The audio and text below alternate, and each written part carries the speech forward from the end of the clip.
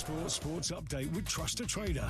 When it matters, get the job done marvellously well by a verified Trust a Trader professional. talkSPORT. With your latest sport headlines, I'm Matt Hutchinson. Nuno Espirito Santo is preparing to take charge of West Ham for the very first time for their trip to Everton. It comes after Graham Potter was sacked on Saturday, a day after taking a press conference previewing tonight's match. Well, Martin O'Neill believes the Hammers hierarchy have thrown Potter under the bus. But there's a fairly decent chance on Thursday night he's going to take the job. He's going to take the job. He hasn't taken it at 9 o'clock on Friday. Oh, gosh, we're in a bit of a pickle. No, it's ridiculous. It's ridiculous.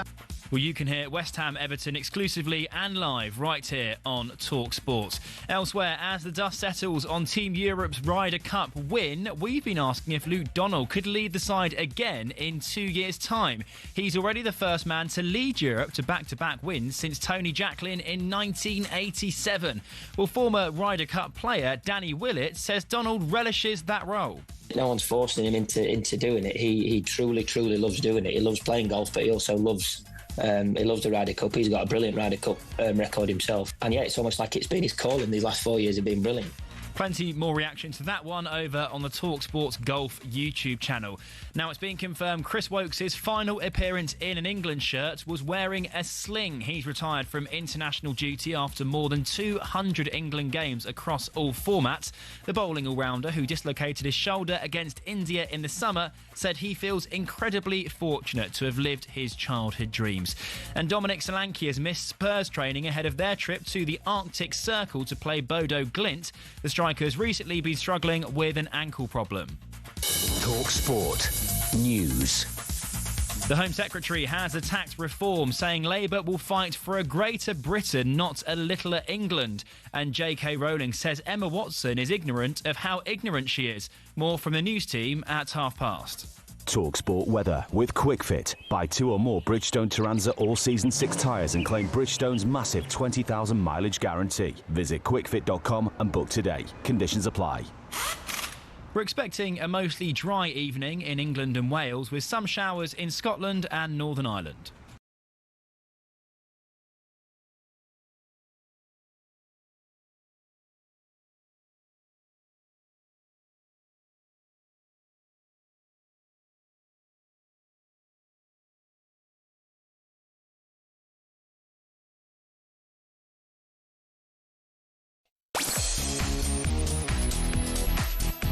Hello, happy Monday, good afternoon, welcome to Drive on talkSPORT. It's me, Andy Goldstein, and guess who's decided to turn up for work today? Yeah, it's Darren, by the way, it's Darren Bent. Darren Bent. How are you, geezer? DB? Good weekend? Oh, quite a bizarre weekend. Are you alright? How's your spillage?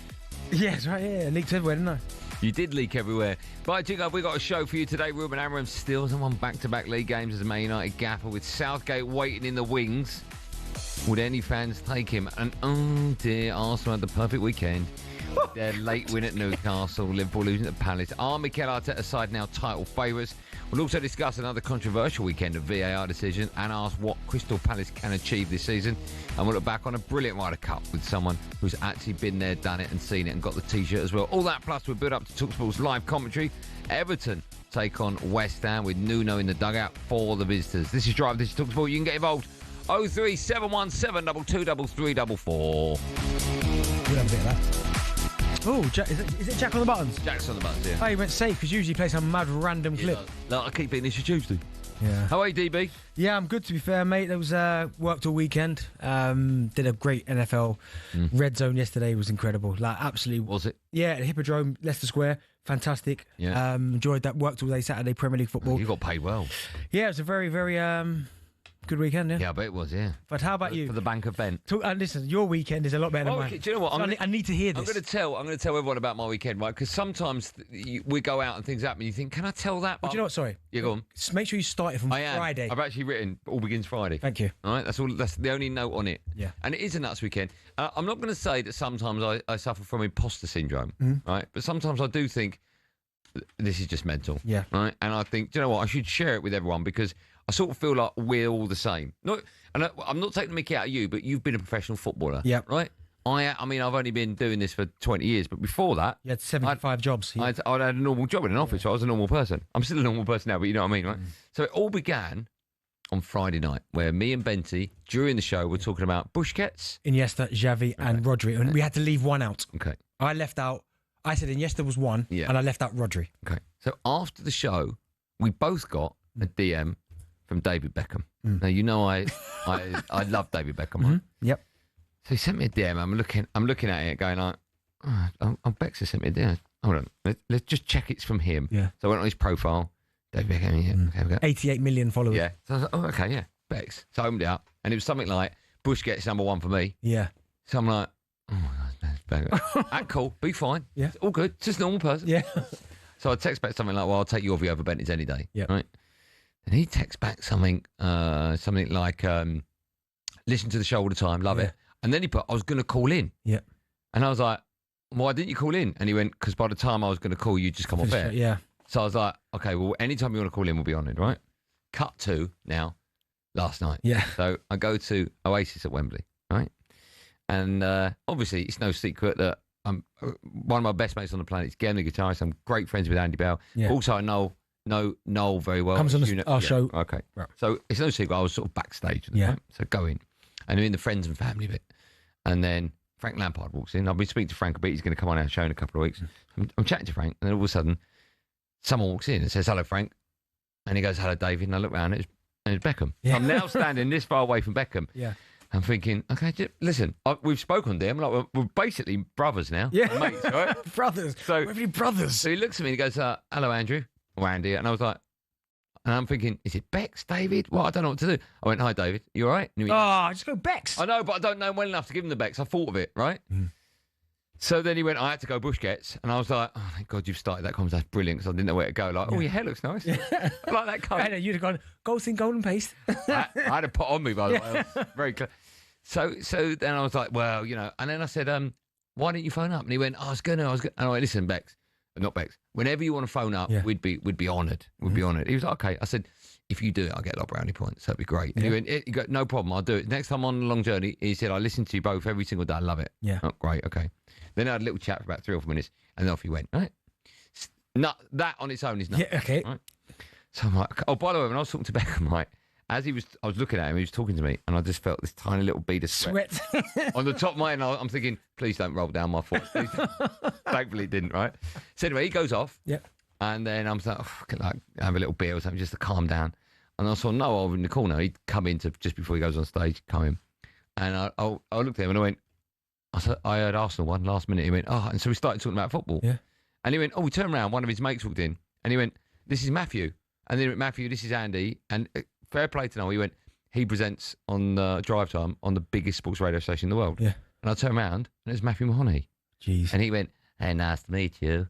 And I went, how you doing? And he went, football, you say? And I went, yeah. And he went, I just bought a football team myself. So as a joke, I went, oh, you're doing really well. You're doing really well, aren't you? And he went, oh, we are doing really well, actually. We're second in the league or whatever. What team was it? I don't know. He said it. He probably told you about information. No, but he said it, but it literally like, he was going, yeah. I was just going, you're Matthew Mahoney. That's really weird. So we had a chat for like 2 minutes before someone grabbed him and took him off. And anyway, so we go and see the gig, which was, if you're lucky enough to go and see Oasis, I mean, it's too late in this country now. Yeah. This third time I've been, incredibly lucky. Watched it from the dugout. Yeah, Wembley, yeah. From the dugout, which was incredible.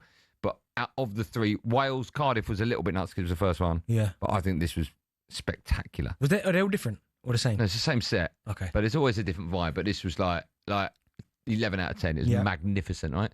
Anyway, so we came out and we're going back into friends and family bit, and then there's a toilet, so I thought I'd better go to the toilet. Right? So I go into the toilet, very small toilet. Yeah. And then so I'm having a wee, and then Matt Smith, big Blackburn fan, he's going to come on our show. You remember Doctor Who? Yeah. So he comes in, he's standing next to me, and he's going, oh, what a gig. And they're chatting while you're peeing? Yeah. Okay. Right? And then as we're chatting, someone walks in behind, and I hear, that truly was a remarkable gig, wasn't it, gentlemen? And it was... Matthew Mahoney. It was Matthew Mahoney, yeah. Having a wee the other side of me. Jeez. So I'm standing there like that and going... Having a wee off. I'm like, I can't wait to tell Bentley. Oh, how weird's that? I mean, the last part's weird. You're having a conversation while you're weeing. That's weird. I see you having a wee break at the end of the gig. But now, I mean, that when you messaged me about all that was going on, it's nuts. Isn't it? Yeah. It was so bizarre. I would have loved, because you always try and give it the big one, right? So obviously I interviewed The Rock and Emily Blunt last week, and I held it together. Right, even though it was tough. Yeah. I managed to hold it together. I would love to see you with Bex. Because I've never heard you flustered like you. Do you know what's weird? Matthew Mahoney, superstar, right? Yeah. But I don't know what it is about David Beckham.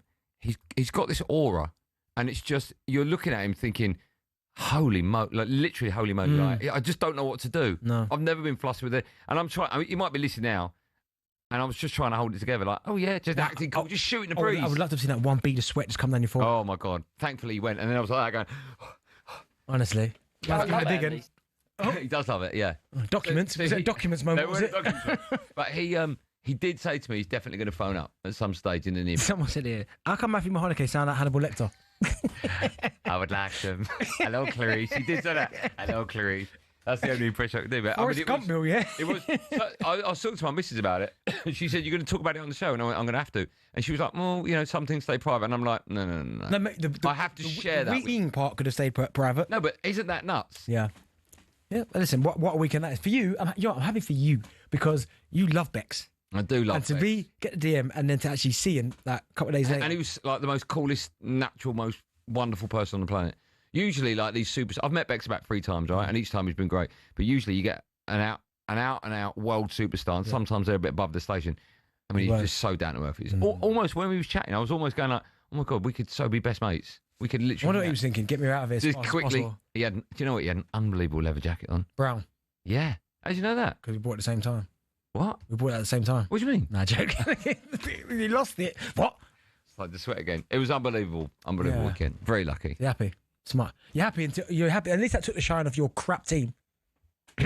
Now, do you want it in Matthew Mahoney style? Yes, please. Now, it was another weekend of misery for Man United. Despite being in the job for just under a year, life is like a box of chocolate. That is voice come to a T. Ruben Amorim still hasn't won 2 league games in a row. How much longer can he survive, Clarice? One step forward, several steps back. That's just Manchester United, I'm afraid. Jensen's going to go for goal and win the game with an absolute stunner. Manchester United are beaten again. As a collective, Manchester United players and the football club, is it acceptable to lose games now? Ruben Amorim is a complete fraud. He is totally out of his depth. Every single game with Manchester United, and no one is banging on his door and saying, are you having a laugh, mate? They can never put 2 wins in a row on the board in the Premier League under Ruben Amorim. Yeah, Man United once again beaten in the Premier League as Brentford smashed us 3-1. It means United sit 14th with no European football already out the Carabao Cup. Jeez, after losing to Grimsby, the manager Ruben Amorim spoke to talkSPORT after the defeat and was asked what another damaging defeat means for his career. It's always the same. We have to be really strong to get back again with our fans. We need to win games, so it's always the same story. We try to create a momentum. We get a big punch and we go again. So that's what we are going to do this week. There's so much I want to say. You go first, man. Okay, there's so much I want to say. There's not much I want to say that I haven't said before. In no particular order, the job is obviously way too big for him. He's in no way capable of being Manchester United manager. I don't know if you saw Match of the Day. Mika Richards did a great understanding of what shape changed and what players moved positions when Man United were making the subs. Usually a sub is like for like with Garte for Kobe Mainu, but they were completely different. He was taking off right wing backs, and then the player that was coming on was playing.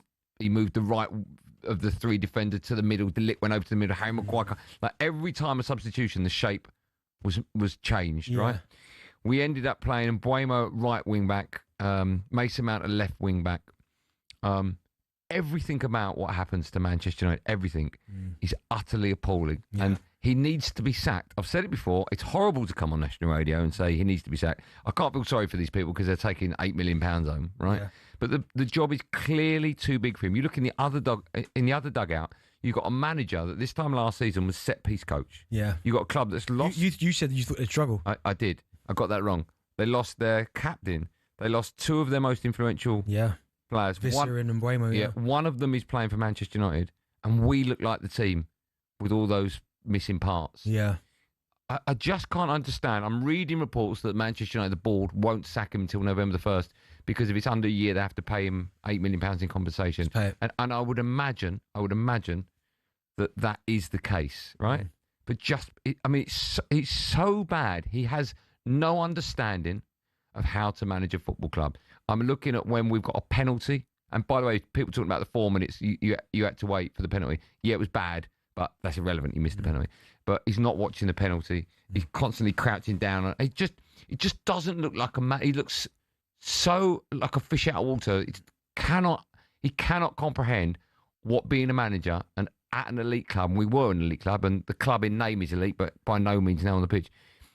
Everything about it, the body language. Gary Neville's alluding to. It's the first time he's looked at the body language from the players, and it looks like no one believes him. No, right?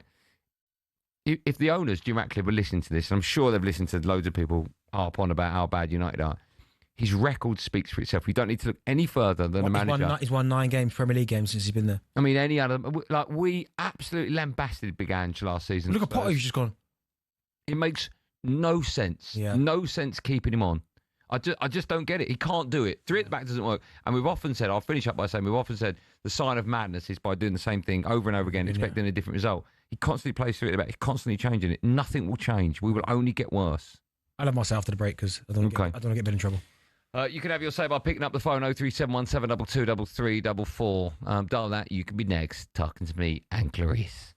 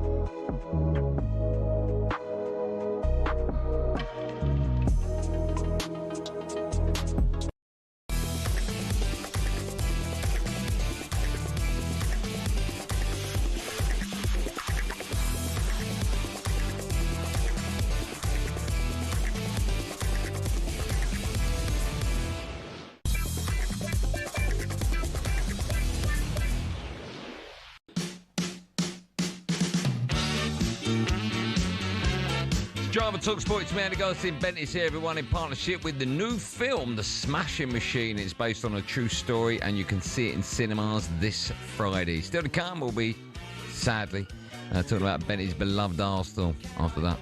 Hi. Lucky win against... Lucky? I tell you what, though. It was lucky. Some of the decisions in that game, I know. shocking. Some of them, both sides, by the way, awful. Just quickly, Roy McIlroy's hit out of the unacceptable and abusive behaviour at the Ryder Cup after his wife Erica was hit by a drink thrown by an American fan, and England all-rounder Chris Wokes has retired from international cricket. Do you want to have your say, or do you want to go to the lines? Have a quick word. No, this is poor. There's a number of things. I think you covered it really well there. You've got players that just don't want to play in that system. The goalkeeper, I don't know what's going on. The last goal, when Jensen hit it straight down the middle, shouldn't go in. He got no pace defensively. It was so obvious. And fair play to Keith Andrews, he got it spot on, because every time they got the ball, they just put it in behind, because you guys have got defenders that can't run. So, yeah, it's a really poor, and we've seen managers lose their job for worse records than this. And the fact that there are still people out there that, like, no, you've got to give them a chance, but you look that bad, like really bad. It's not like where you see moments, and the fact you've not won back-to-back games since he's got there, that's poor. Really, really poor. So, no, I don't see... Got to go, hasn't he? I don't see how you persist with him. No. Honestly, I don't. Ryan's a Man United fan, maybe he's got the answer. Hi, Ryan. Andy, hi, Dadler, legend. I thought I'd ring it, have a conversation with my little mate, this page you had shout out. Straight away after the game, I said to my mate at the start of the season, I thought, it's going to be chaos this season. I think they're going to score more goals, but they're going to concede. They're going to, it's the way he plays. Even after that, though, after Brentford, I texted him and said, he's got to go now. They need to go more defensive, get a more defensive coaching. But then, I don't know, there's just something that's hanging around where I don't want to get rid of him, because I think things are getting slightly better. I thought about the game and I thought, I know he's clutching a little bit, but... No, but what's that based on? What, getting better, why? Based on what?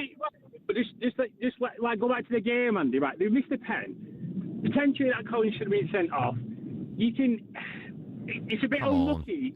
They can win that game, but then I just think you've got to decide what you want, Andy. I think things are getting a little bit better, but if you... Well, they're not. If you get in charge, you're going back to watching Mourinho's style of football at United, which was horrendous. Do you remember the crowd? Was that under Van Gaal, where the crowd are chanting like mad when they had a shot on target? But you said we're getting better. There's not one shred of evidence to suggest that.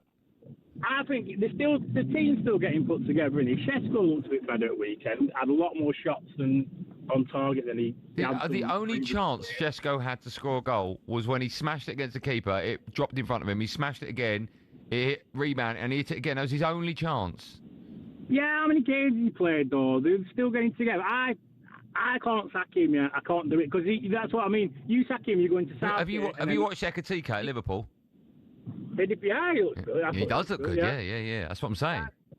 But give Southgate the gig. Give Southgate the gig, and then after a few games, they get a bit more organised. Do you want to watch that? No, I don't want Southgate in charge. Do you know that? But I do think you guys would have been in better situations. I agree with you. If Southgate had got the job. I agree with you. He might not have been your long-term plan saviour, but I think he would have got the club into a stable position where then maybe the next guy comes in and does what. But as you said to me earlier on, it'd be an absolute nut job of a club, even though we are sacking Dan Ashworth. Because he wanted Southgate, and then you end up getting Southgate anyway. Insane. James is up next. Hi, James. James. Hello, chaps. How you doing? You're good. Are we on speakerphone, James, or are you in a hallway? I'm in a hallway. Just walked upstairs. I'm knackered. All right. How many flights of stairs you walked up? Why don't you take a lift? 5. Where are you going? Actually, I thought I'll go back to my flat. What? No lift? No, well, I didn't want to get a lift because I thought I'd lose connection. Okay. But now you can't breathe. Yeah, and we can't hear you. Yeah. How long we got till you get into your flat? Not well either. Right, here we go. All right. Yeah, United. Yeah. It's a bit of an over-exaggeration, I think, with Anarim. I think he's... Are you all right? Sit down. Yeah, I'm not well, mate. Go and sit in the lounge. Go and sit in the lounge. Go and sit down. Right, anyway, look. United, I think getting rid of Anarim would be a mistake. I think there's players at the club like Dalot, Maguire, Shaw, who are just not good enough. They're not good enough to be at that level. Is the manager good enough? I think you need to give him more time. No, but that's not the answer. That's not the answer. Is the manager good enough? I think so. You think he's good enough to win the Premier League? He was one of the most sought-after managers before he went to United. And does that mean United couldn't have got you wrong? Well, who do you have instead? No, I'll take Oliver Glasner every single day. My only thing with that is when people say, who'd you get instead? You would have said Oliver Glasner would be... No, I wouldn't have, but he's proved himself in the Prem. Yeah, at Crystal Palace. And they've taken pieces away from him. Yeah. Yeah, but what I'm saying is you wouldn't have been saying that now. And then obviously at the start of the season, when we played Arsenal, you were on radio saying that we played really well, should have beaten them, etc. Yeah. But now all of a sudden we've had a bit of a tricky spell. We're still playing players... No, it's not a tricky spell. It's a tricky tenure. Honestly, I do think, though, there are players at that club still, even when they're with Ten Hag, even some that would go far back as Rangnick, who are still at the club and they're not good enough. Right, but isn't it the manager's job to manage them? Of course it is. Well, why can't he do that? Let me ask you this. Why is he playing three at the back? Well, that's how he likes to play his football. But you've just said we haven't got players good enough. So why doesn't he use the players that we've got in a formation that is good enough? Well, that's just not his style. You know that yourself. You know that yourself, that managers have a style of play that they want to play. Yeah, but here's my question. If you're the manager of Man United, simple question. You're the manager, mate. You look at the squad. Yeah. And you think, by your own admission, the players are not good enough to play three at the back. You've said that. Yeah. Yeah. Are you still playing three at the back, even though you know they're not good enough? Or are you going to pack it and put four there? But if you're buying into a project, right? If you're trying to build a project under a club for multiple years down the line, you've got players coming through the system that you want to follow this style of football, right? Why would you then be reactionary? Because then you get what you had with Ole Gunnar Solskjaer. Because he's nearly been there a year, and in that year, a year is nothing. A year is nothing. It is something. I want to see something. I've seen nothing. Have you seen anything in that year? What have you seen in the year? Absolutely, I have. What? Absolutely, I have. Go on. So we played really well in the Europa League Cups, I think. No, we didn't. We made it through to... Yeah, we did. No, we got didn't. To the final, mate. And how did we play in that final? Yeah, we played awful in the final, but we still got to the final, my friend. Okay, go on then. Where did we finish in the league? What I'm saying, yeah, the league was terrible. We know that. The league was terrible. But you would have said, okay, he joined the league, joined the team a little bit later, not his players, not his squad, hasn't got that time. This season, right, do you honestly think we're going to be as worse as we were last season? Yes. Do you actually think that? Yeah, because at the moment I've seen nothing to make me think otherwise. Right, okay. I just think it's a bit reactionary. I've had 12 months to react to it. Yeah, but Andy, this isn't FIFA, mate. You can't just go in and just change the style and start putting players in square holes. Well, any other club, Big Ange got sacked. Graham Potter's just got sacked. I mean, you go back every other club in history, managers do it. Is that what you want, though? Is that what you want? Well, if you look at all the other clubs, it will change them. Look at Palace now. But you want? So you have said you want to go and get Oliver Glasner from Palace. No. Right? You said who would I rather have, and I said Glasner. So you have also said you want him sacked now. Who? Cameron. Yeah. So we sack him now, right? Yeah. You get your wish. Yeah. You want Glasner. Yeah. I'd rather have Glasner. All yeah. the problems are gone. Well, I think he's a better coach. You still think Dallas going to become Roberto Carlos now? No, I think he's a better coach. I'd rather have a better coach at my club. Can you see where I'm coming from, though? Who's a better coach? Who's a better coach, Glasner or Amorim? Yeah. I mean, I don't. Go on, give me. I've got to go to a break, but I want to get your answer. Who's a better coach? Sure. Who's a better coach? Honestly. Look, you know that's a hard question to answer. Okay, but I'll try and answer it quickly in the next 10 seconds. Right, okay, yeah, sure. I'm going to say Amorim. I'm sticking by him. Okay. I don't. Who do you think is a better coach? I think Glasner. But again, Glasner's gone to Palace and it's like, oh my goodness. They're 18 unbeaten. And you look at who they've beaten in that time. FA Cup. That has to be down to the coach. Yeah. More of your calls when we come back. This is Drive on talkSPORT.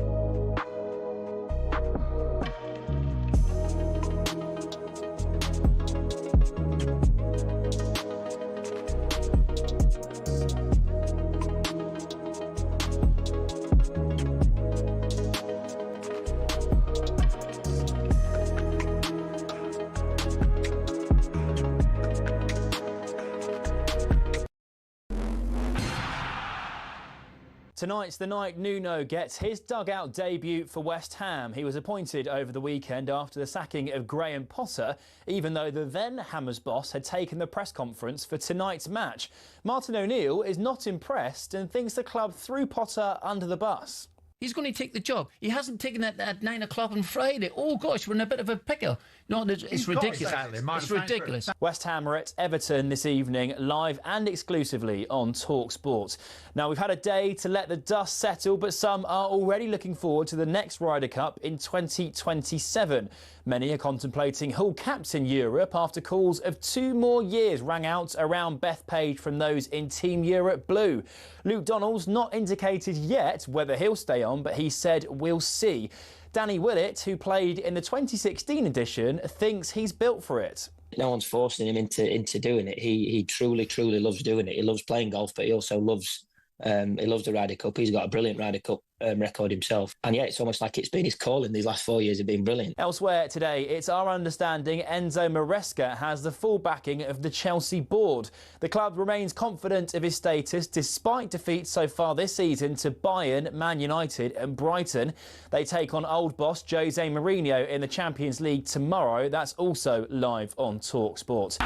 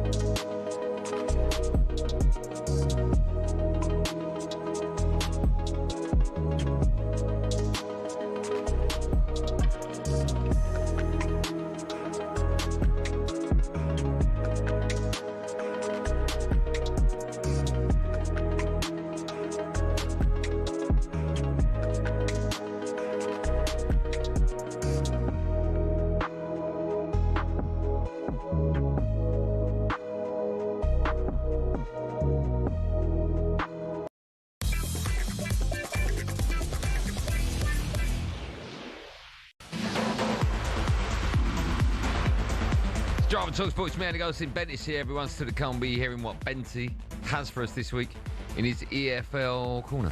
By the way, did you see James DeGale at the weekend? No, how was it? Bare knuckle fight. How was it? Oh my! I mean, he won on points. So I watched the whole fight. Brutal. Was it? Like uncomfortable watching. Yeah, see, I'm not sure that's for me. That all that bare knuckle. I struggle watching UFC. I mean, these guys are like animals. A bit dirty, I heard the fight was, though. It was a bit headbutts and all that. Yeah. Fella got docked 2 points early on, and then DeGale got docked a point later on. Oh, for what? I don't even know. I think like grabbing him too much or something. But I mean, it's nasty sport. I don't think we'll ever see DeGale fight bare knuckle ever again. But he wanted to do this fight, so we've got a big boxing fight. I don't think he will. He might take up boxing again, but he will never. I don't think he'll ever get. Yeah, and do you know what? A few round square, whatever it's called. I was. I mean, I was quite concerned because a few people over the weekend messaged me, like voice notes and that, saying about when he came in with us, they weren't quite sure if he was ready for it, in fit state to fight. And listen, part of me, I did think. You spoke about it when we went. Yeah. But I mean, if he gets back in the boxing ring, I'd be a bit like, oh, I don't want to see this. But I'd prefer that. If I had to pick one of the two, it'd be that over bare knuckle. Yeah, I don't think he'll ever fight bare knuckle again. Right, I think it scarred him. That's it. Yeah, I do. Yeah, I think he was shocked when first round. He was like, "What have I got into?" Yeah, honestly, horrific.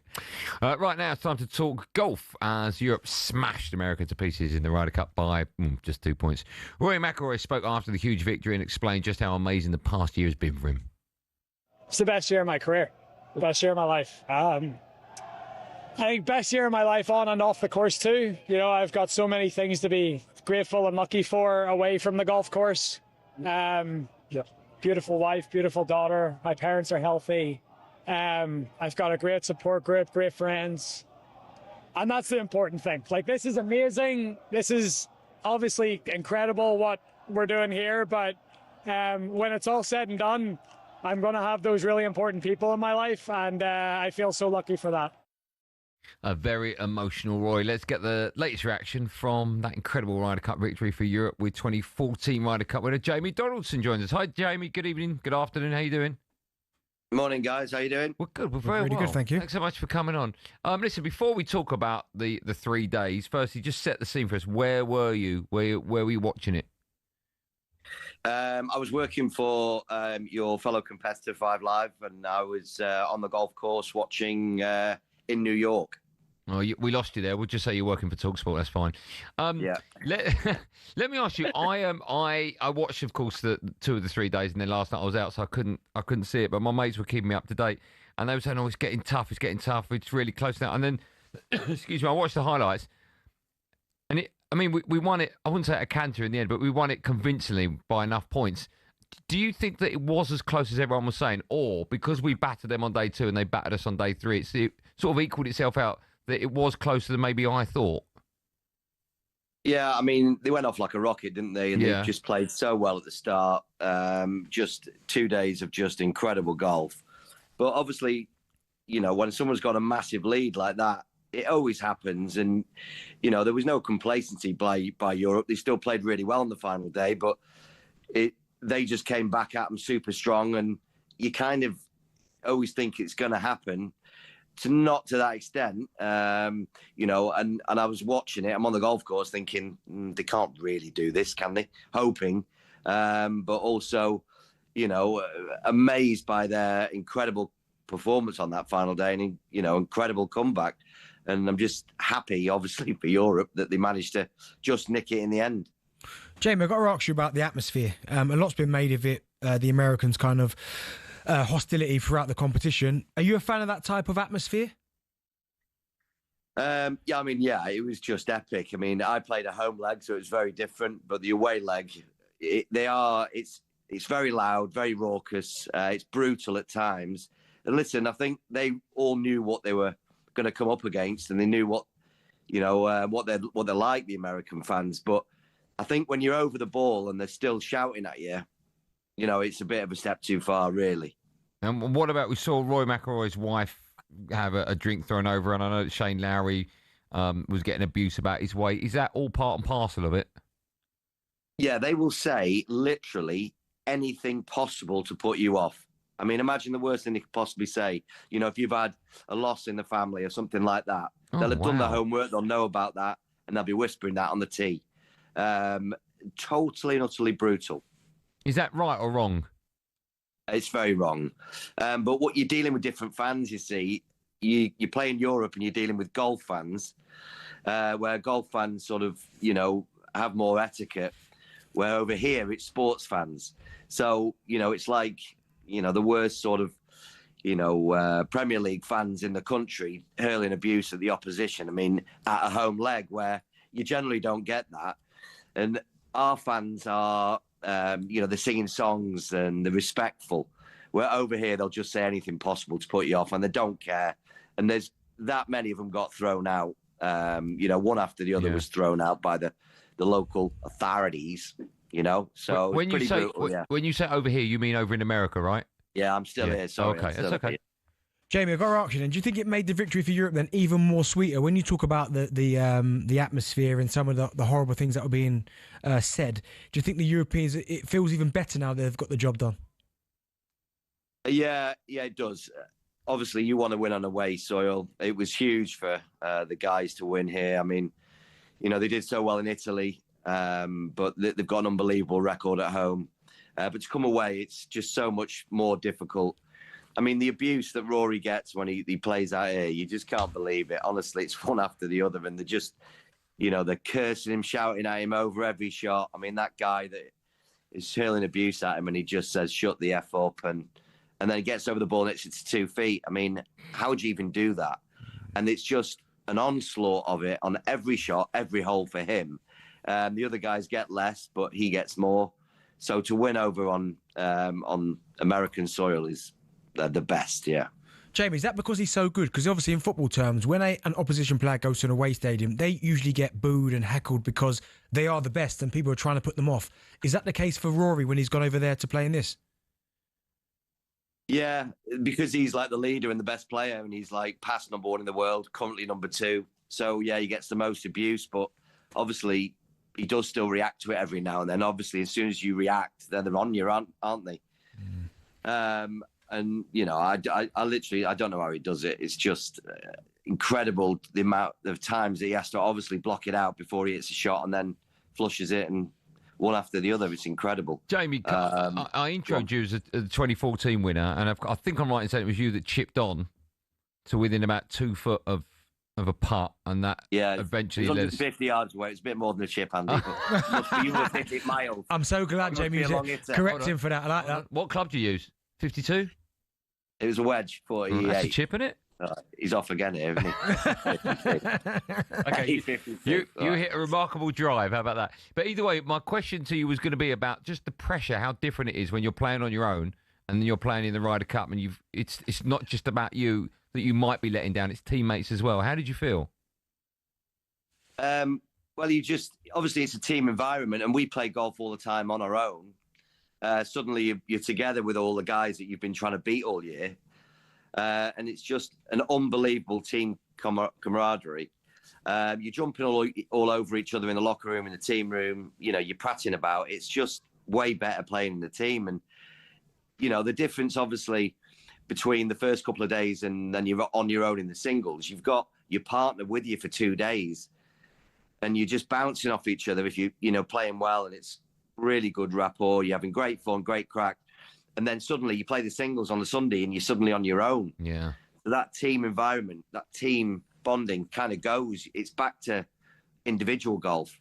And the team bit only comes back at the end when it's all over. But you've got to play your match and win your point, and you're totally on your own. And you don't really want to be looking at leaderboards, ideally, because you've just got to do your bit.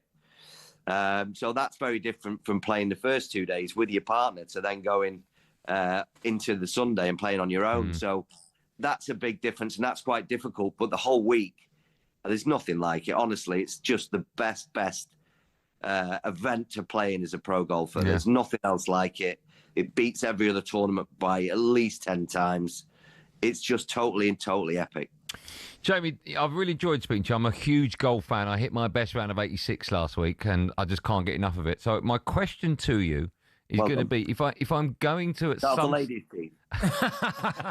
I'll take that now. But if I'm going to someday get sub 80, what's the most important part of my game to master? Is it driving? Is it the irons? Is it around the green, or is it putting? Yeah, it's short game all day. Yeah, chipping and putting. That makes the difference, does it? Absolutely. If you have a bad day, you still have a good day because you've chipped and putted all day. Okay. So it's always there to back you up if, like a team member in the Ryder Cup, it's always there to back you up if you need them. Okay. You're not the first person to tell me. I will get back to the practice greens. This is a real pleasure as always. Thank you so much for your time, pal, and have a great afternoon.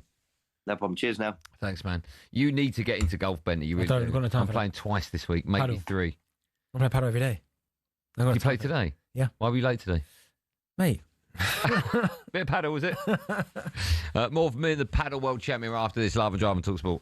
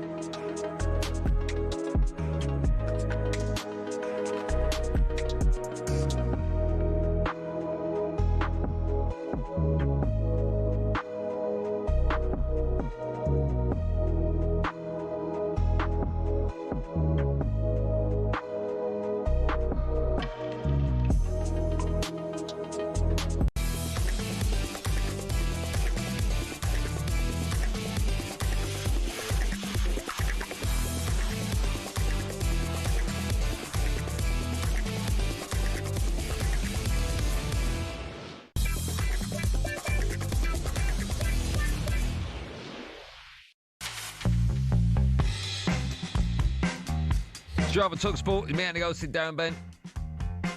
Brought to you by the upcoming film The Smashing Machine, starring Dwayne "The Rock" Johnson, in cinemas this Friday. Still to come, we'll be looking at what was a perfect weekend for Arsenal. Just quickly, Ray Rooney has said that there needs to be a clear message from the owners about Man United's direction and calls for big changes at the club. Russell Martin finally secured his first league win as Rangers manager thanks to a 94th minute goal against Livingston yesterday. Wow. Right, time now for this.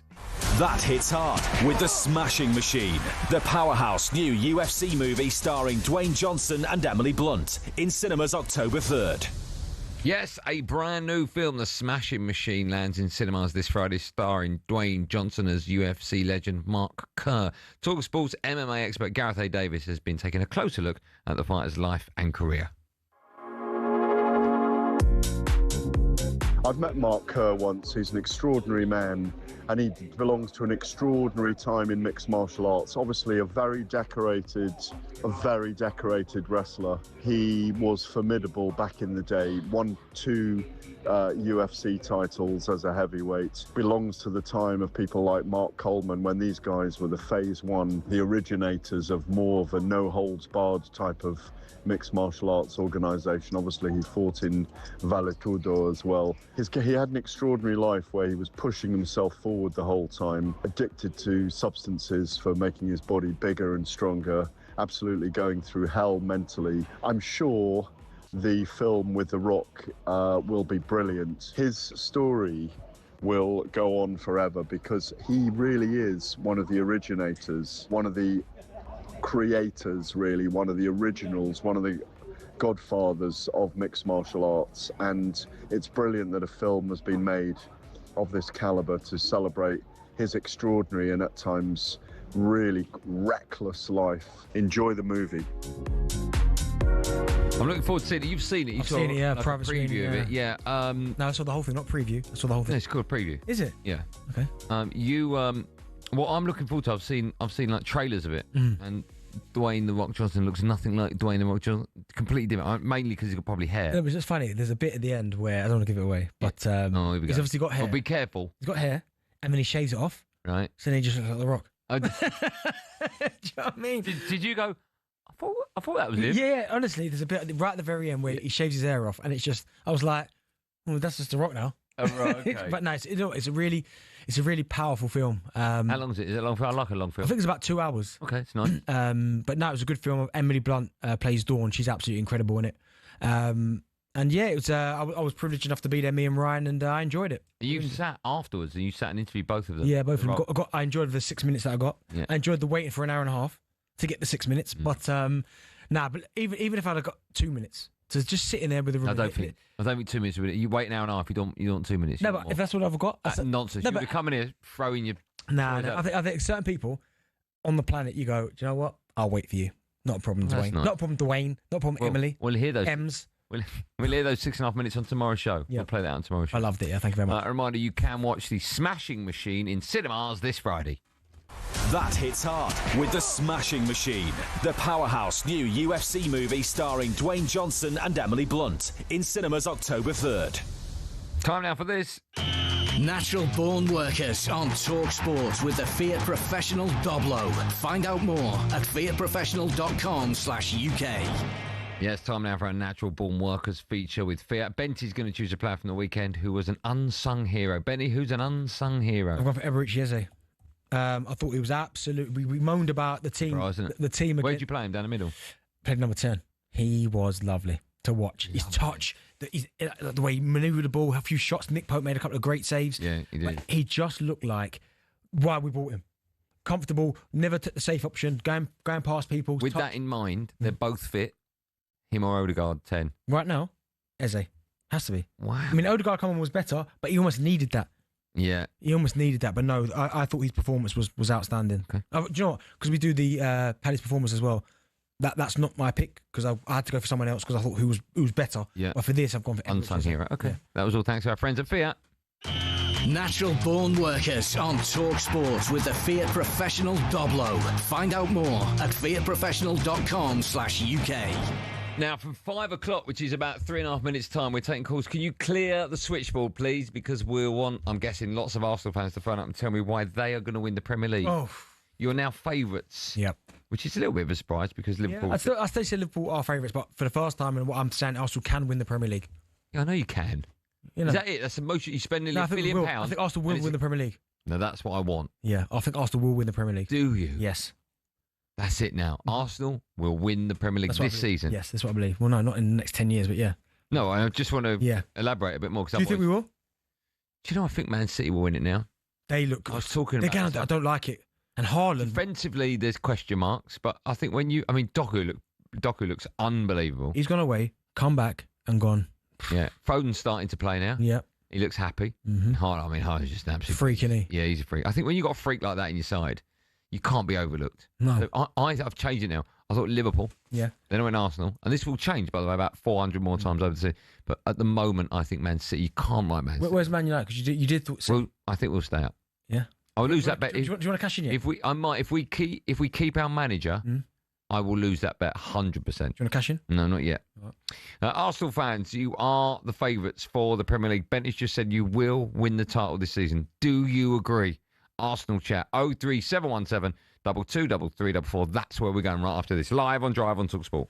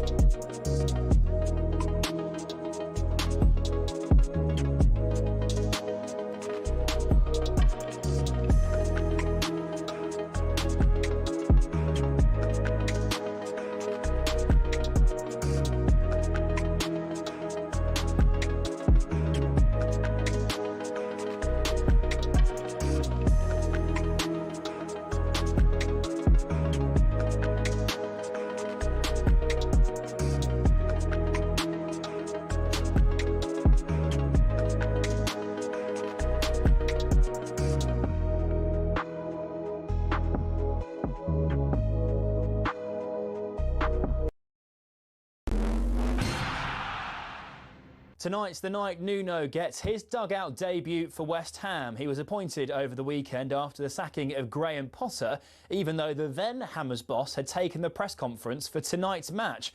Martin O'Neill is not impressed and thinks the club threw Potter under the bus. But there's a fairly decent chance on Thursday night he's going to take the job. He's going to take the job. He hasn't taken it at 9 o'clock on Friday. Oh, gosh, we're in a bit of a pickle. No, it's ridiculous. It's ridiculous. West Ham are at Everton this evening, live and exclusively on talkSPORT. Now, we've had a day to let the dust settle, but some are already looking forward to the next Ryder Cup in 2027. Many are contemplating who'll captain Europe after calls of 2 more years rang out around Bethpage from those in Team Europe Blue. Luke Donald's not indicated yet whether he'll stay on, but he said we'll see. Danny Willett, who played in the 2016 edition, thinks he's built for it. No one's forcing him into doing it. He truly loves doing it. He loves playing golf, but he also loves the Ryder Cup. He's got a brilliant Ryder Cup record himself. And yeah, it's almost like it's been his calling. These last 4 years have been brilliant. Reflecting on what's happened on Sunday, and some are still just about catching their breath. So why did Europe capitulate in the singles where the US shone? Here's another man who's been there, Chris Wood. When you get to Sunday and you go out and play your singles match, all of a sudden you feel quite exposed. Elsewhere today, it's our understanding Enzo Maresca has the full backing of the Chelsea board. The club remains confident of his status despite defeats so far this season to Bayern, Man United and Brighton. They take on old boss Jose Mourinho in the Champions League tomorrow. That's also live on talkSPORT. And Chris Woakes is retiring from international cricket after failing to make the Ashes squad. It means his final appearance for the national side was back when he faced India with his arm in a sling in July. talkSPORT's double Ashes winner Steve Harmison says he's not totally on board with Woakes' exclusion from the tour down under. I still think his experience around there might have been of assistance. Get more, as always, at talksport.com.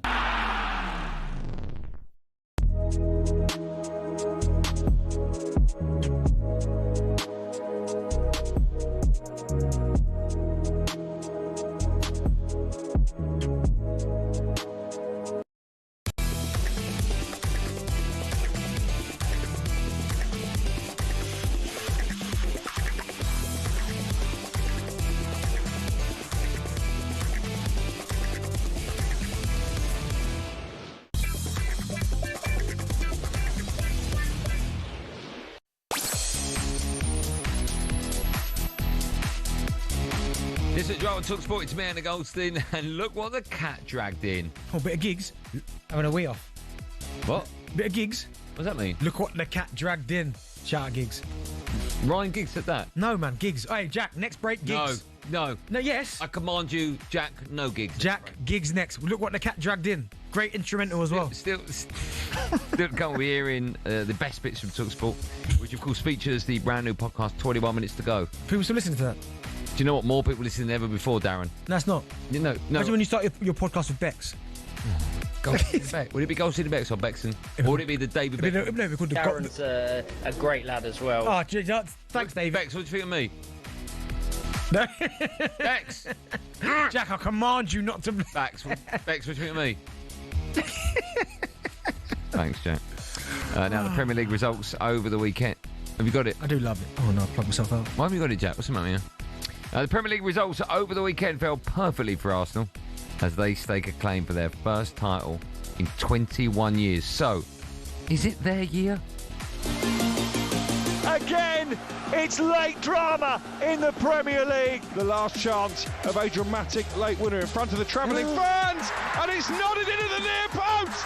And Arsenal may just have snatched the victory in stoppage time. Arsenal, I've seen enough. Arsenal will win the Premier League. I have to say it's probably one of the best performances, if not the best performance we've had this season. When Liverpool were doing that last week and the weeks before, we were saying that's the winning mentality, so you've got to give Arsenal credit. Exhibited Arsenal's well-established credentials, that they are a top side that will be in the mix, and so they should be. Yeah, annoyingly, Bentley's beloved Arsenal side were the winners of the weekend, the real winners, as they capitalised on Liverpool losing by beating Newcastle 2-1. Lucky goal at St James's. Thanks to a 96 minute from Gabriel. Poor goalkeeping, by the way. It means now the Gunners are just 2 points behind champions Liverpool. They've already played at Anfield. They got smashed in that game. Old Trafford, of course, lucky with that one. And James's. The gaffer, Mikel Arteta, spoke to the media after the game and explained just how big of a win this was for his team. Well, we talk about going to the next step, and certainly this game, this team is going to demand you to do that. It was a massive opportunity as well for us, with all the fixtures that we had in the first 6 games, to make a statement and to show the team that we are and how much we want it. And we've done it, and the result went for us. What is nuts, and we never really learn from our mistakes. We never learn in football. But what is nuts is Friday we were saying, if you lose and Liverpool win, that's 8 points. Yeah. It's over. Yeah. Right? Which is the normal thing to say when you're looking realistically at tough games. Yeah. 2 points now they got.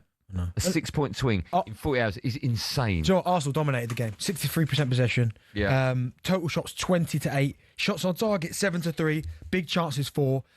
Passes 405 compared to 194. I mean, Arsenal dominated. I didn't see the game, so I was with David Beckham yesterday. Yeah. But priorities, and I get that. I'm just saying, I was with Matthew Mahoney, me and Bex. I hear that you're having a pee off. No, yeah. But no, listen. Did you dominate? Yes. I know on paper it looks like you did, but yes. did you? I mean, I'll get to the decisions in a minute, right? Oh, yeah, we'll talk about them. But Arsenal were on the front foot. I mean, Nick Pope played really well, made some really good saves from Eberechi Eze quite a few times. Yeah.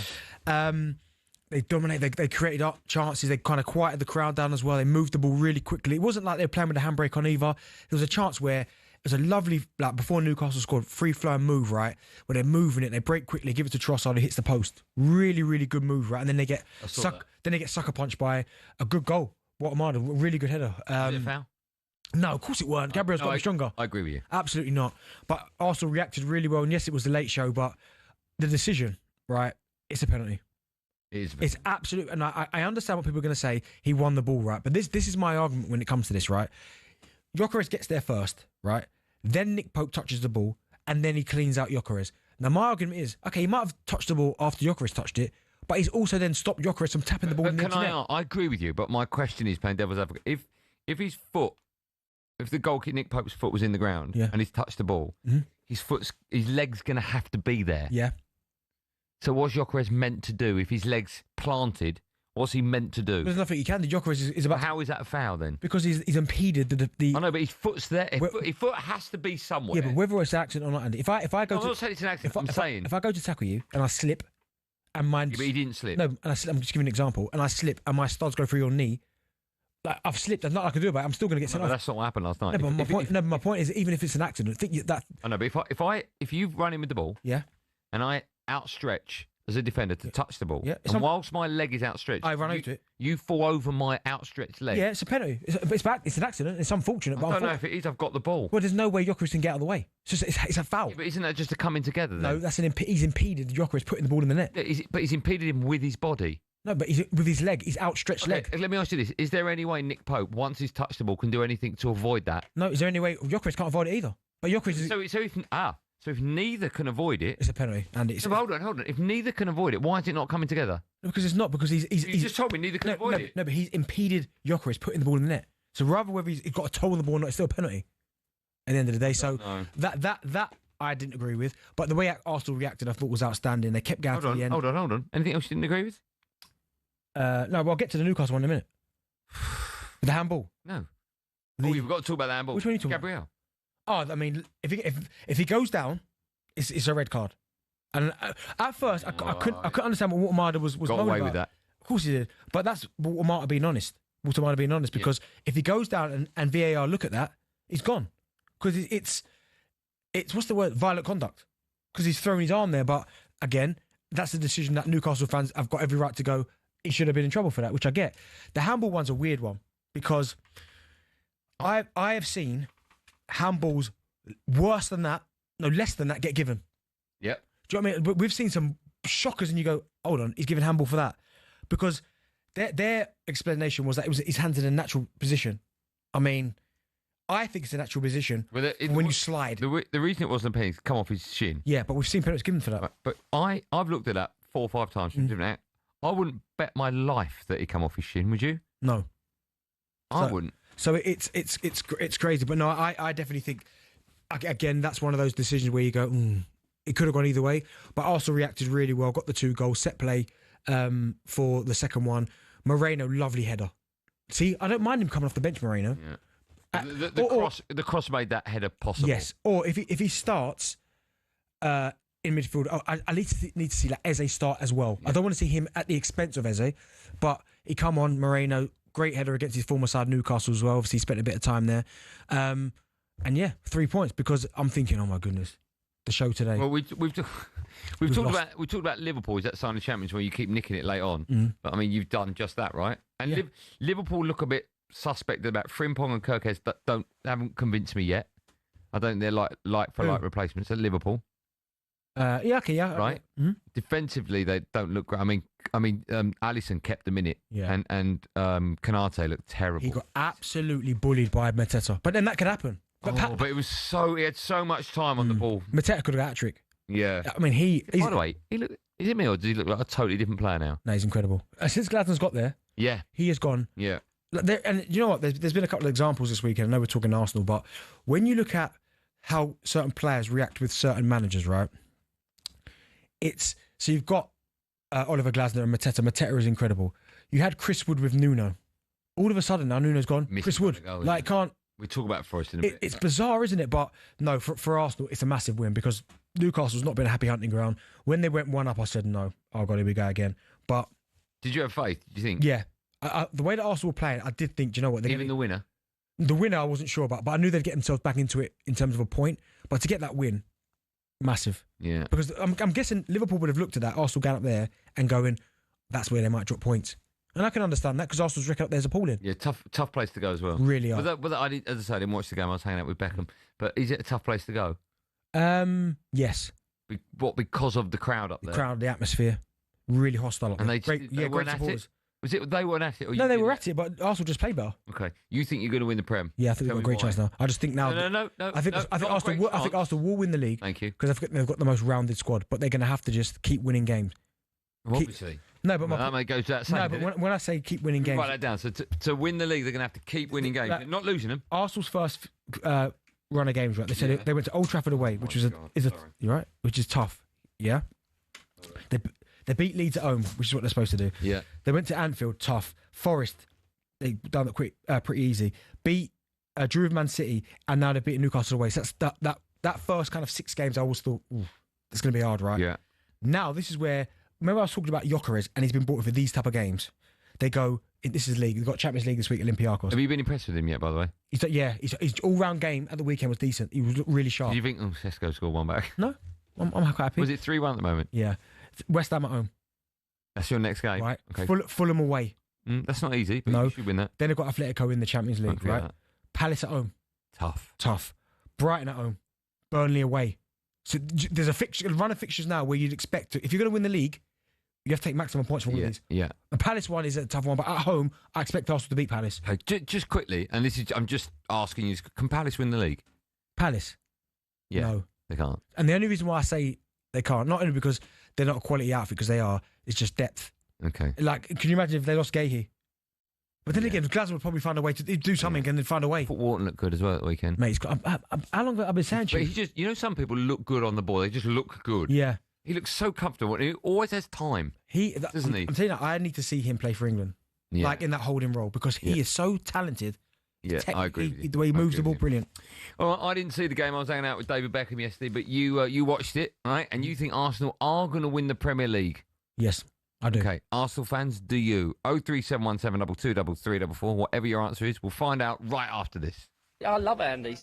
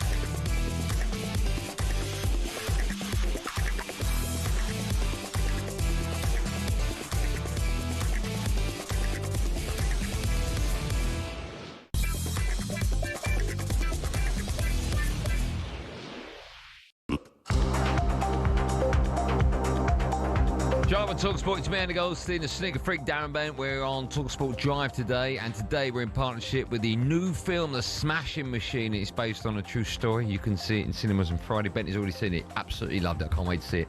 Still to come, we'll see what's on the menu at Bentley's Tea Time Takeaway. Just quickly, talkSPORT understands that James Ward-Prowse is not part of West Ham squad to face Everton. It's a game you can hear live on talkSPORT tonight. Of course, the new manager, Nuno Espirito Santo, makes his mark. In tennis, Emma Raducanu failed to take 3 match points as she was beaten by Jessica Pegula at the China Open. I think that's how you say her name. Let's take calls. Can Arsenal win the Prem? Well, Bentley says they will. What do you make of it? 03717 223344. Michael's a gooner. Hi, Michael. Hi, lads. How are you? How are you? You all right? You well? Yeah, not bad. Good weekend. Europe won. Arsenal won. Yes. Eventually. Yes. Got it done. Yes. How far can Arsenal go? Well, I think we're in a much better position to win it. I think we will win it. This is my personal opinion, but I think the reason we're in a better position to win it is because the squad depth means we're going to be much more clinical against the so-called smaller teams. And whilst our record against the top teams has been good over the last few years, I think when we lost to Liverpool, it was the first time we lost for a couple of seasons against the top 6 team. I think where we've missed out is just by not being good enough against the mid-table teams. And now with the squad depth, there's more options. Gyökeres is an outlet. I just think we'll score more goals and we'll open teams up a bit more easily. Well, do you know what, that was my point I was making to Andy about Gyökeres, because Arsenal's record against the big teams has been decent. As you said, the Liverpool was the first defeat in I don't know how long, but it was the results last season against the likes of Fulham, West Ham, those type of games where we just didn't capitalise. We had all the ball, but just didn't win the game. And I think you're right. I think if we can tidy that side up and win those games, then I think Arsenal stand a great chance of winning the league. Whereas I said earlier, I think they will win the league. Yeah, I think as well. I think maybe Arteta's looked at it and gone, okay, it's fine if we can beat these 3 or 4 clubs, but actually the main bulk of the points comes against the other teams. We need to strengthen, have more options. That's how we're going to win the league. Because he's had a slightly, we set up so defensively against City, and it was just a bit silly really. But there were, he was a bit more inventive yesterday with his substitutions, got attacking options on earlier. He doesn't normally make substitutions before about 70, 75 minutes. And, he was trying to influence the game early. Michael, you're going to win the Prem? Yeah, of course we are, mate. You're getting relegated. Okay. I don't like a little bit at the end. Well, I mean, do you have got enough to stay up? That's why I don't want you to win the league. Hold on, but if it's the other way around, you'd be doing the same thing. Do you know what I mean? Yes, but it's not. But do you know what's funny? People always go, do you know what? I hope they don't win it, because people just like they won't stop going on. I told you I do want you to win it. No, but not you. I'm talking about other people. Go, I hope Arsenal don't win it, because. But then is any fan base unbearable when the only ones who are not are Man City fans?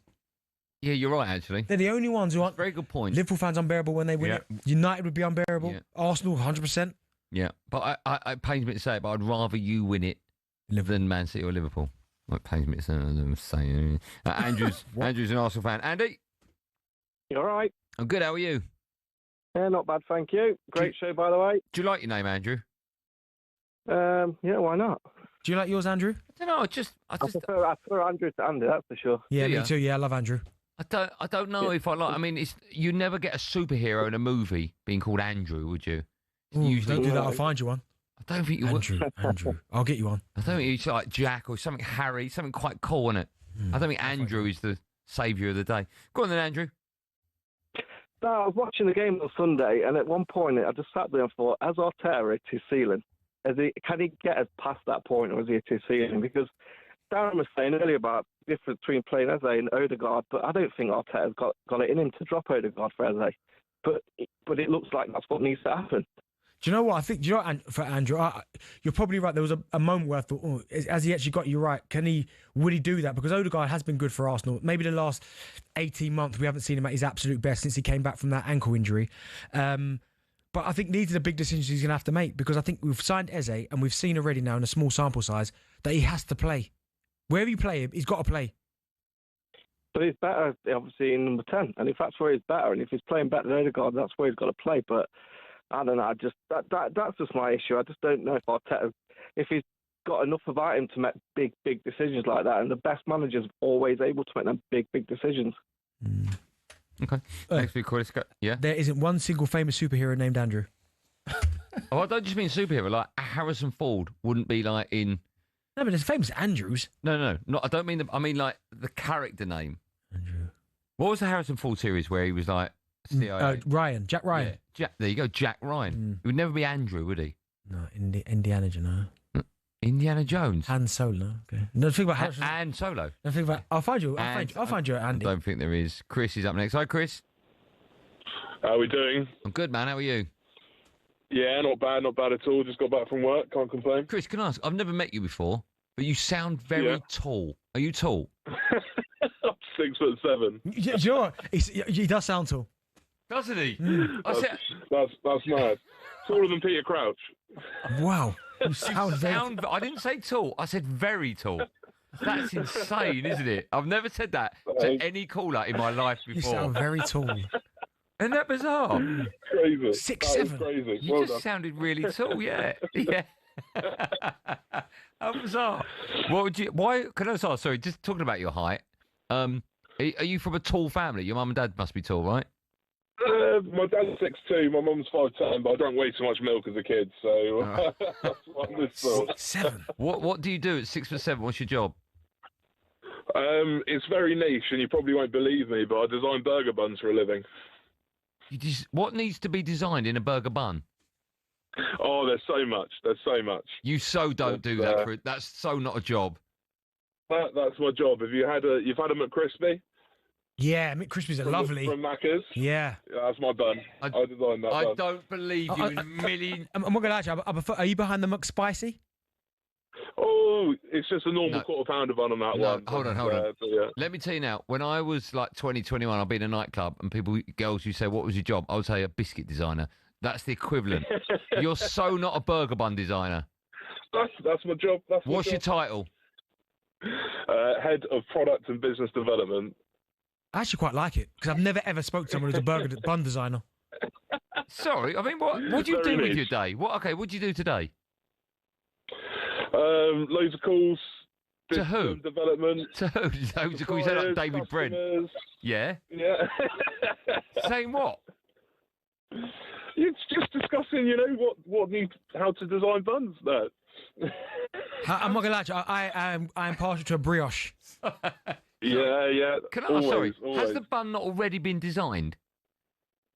Oh, no. Come on, look at, plenty of new buns. Go on, rattle off some great buns that you're proud of.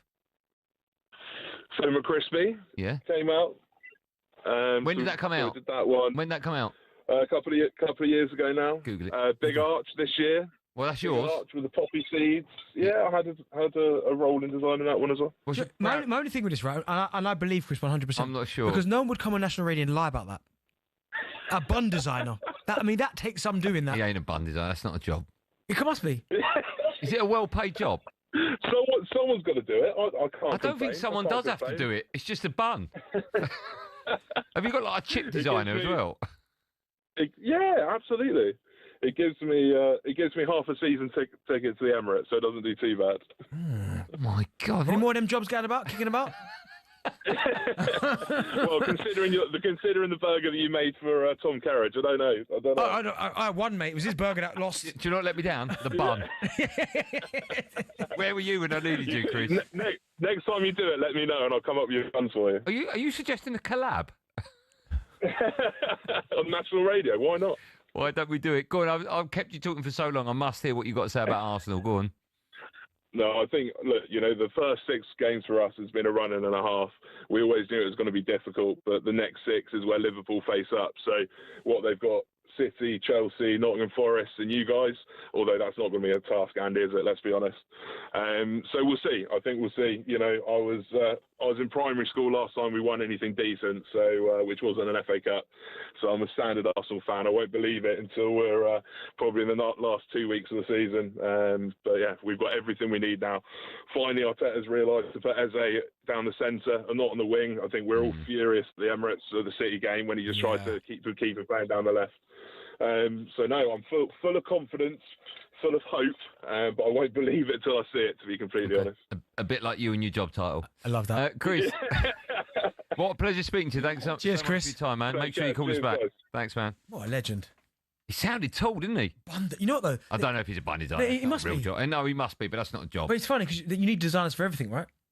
I don't know if you do with buns. You do. Well, chips, hold chip it. designer? If you're a burger maker, you'll never get to a stage where you go, have you got the buns? And someone goes, what? The buns? Oh, we didn't get a bun designer. Yeah, but you need one. Different brioche and normal bun. Brioche has never been a bun. Yeah, of course it is. What, brioche bun? Of course it is. I don't think it's called a brioche bun. It's just called a brioche. But it's not, no one's ever put a burger in a brioche. I have. I only use brioche. I only eat brioche. Still to come, we bring you the best of talkSPORT. First, it's time for No Googling. After a weekend of late goals, we want to know which Premier League ground has seen the most 90-minute winners in the Premier League history. That's a great question. Which Premier League ground? I think I know the answer. It must be your luck because it's not. I thought Fergie had it on lock me. I thought it was mine, but it's not. Which Premier League ground has seen the most 90th minute winners in Premier League history? Answer to that. More burger bun chat and loads more coming up live and drive on talkSPORT after this.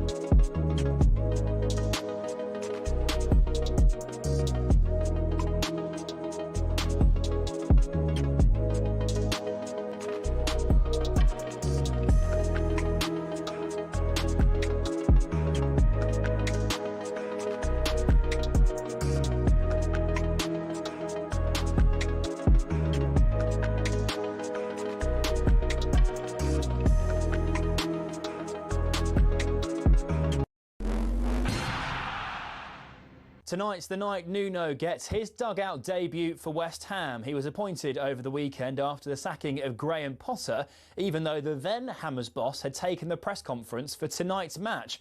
Martin O'Neill is not impressed and thinks the club threw Potter under the bus. He's going to take the job. He hasn't taken it at 9 o'clock on Friday. Oh, gosh, we're in a bit of a pickle. No, it's ridiculous. It's ridiculous. West Ham are at Everton this evening, live and exclusively on talkSPORT. Now, we've had a day to let the dust settle, but some are already looking forward to the next Ryder Cup in 2027. Many are contemplating who'll captain Europe after calls of 2 more years rang out around Bethpage from those in Team Europe Blue. Luke Donald's not indicated yet whether he'll stay on, but he said we'll see. Danny Willett, who played in the 2016 edition, thinks he's built for it. No one's forcing him into doing it. He truly loves doing it. He loves playing golf, but he also loves the Ryder Cup. He's got a brilliant Ryder Cup record himself. And yeah, it's almost like it's been his calling. These last 4 years have been brilliant. Elsewhere today, it's our understanding Enzo Maresca has the full backing of the Chelsea board. The club remains confident of his status despite defeats so far this season to Bayern, Man United and Brighton. They take on old boss Jose Mourinho in the Champions League tomorrow. That's also live on talkSPORT.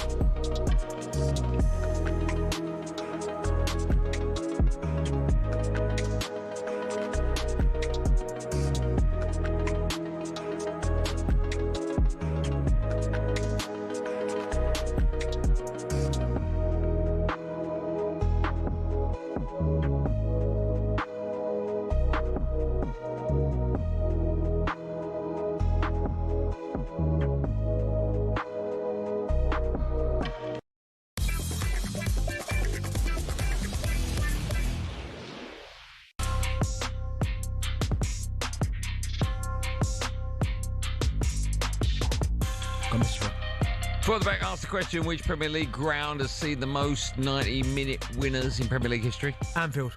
It is Anfield. 28 winning goals in the 90th minute. 22 of them have been scored by Liverpool. Wow. That means how many haven't? I don't know. Got a message there for you. Oh, yeah? Someone said your name's rubbish. Yeah, that's what I said. My name is rubbish. Shout out Dion. He's driving. Dion's a rubbish name. No, it's not. It's a good name, that. No, it's not. It is. It's either you think of Celine Dion or Dion Dublin. What's wrong with that? Name another Dion. All right, I'll get another one. Warwick. There you go. Dion Sanders. Who's Dion Sanders? NFL player. Legend. How would I get that? Prime. Someone texts you saying Andy Dufresne. Yeah, from Shawshank. Yeah. That's probably the most famous one, isn't it? Yeah, I'll get you another Dion.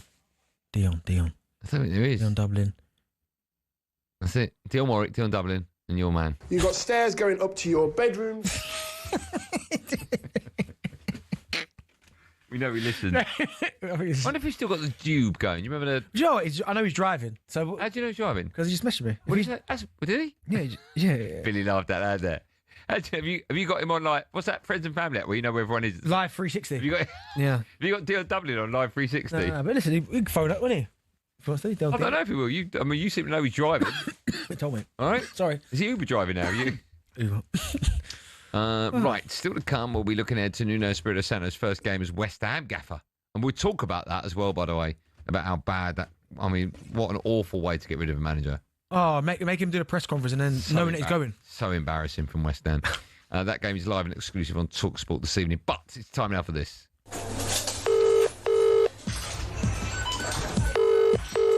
How you doing? It's Darren Bent. Takeaway. Can I take your order, please?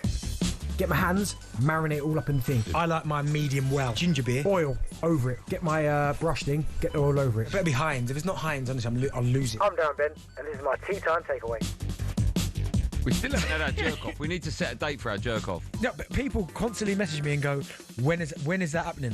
When is it?" Just we need to do a big. Maybe get Tom Kerridge back in and he can judge it. We need. No. We need Levi Roots for that. All right. Well, do you know Levi? Well, do you know where he is at the moment in his car? No, but I'll message him and he'll definitely do the thing. Will he come in and do it? Yeah, if I ask him, he will. Okay. What a guy.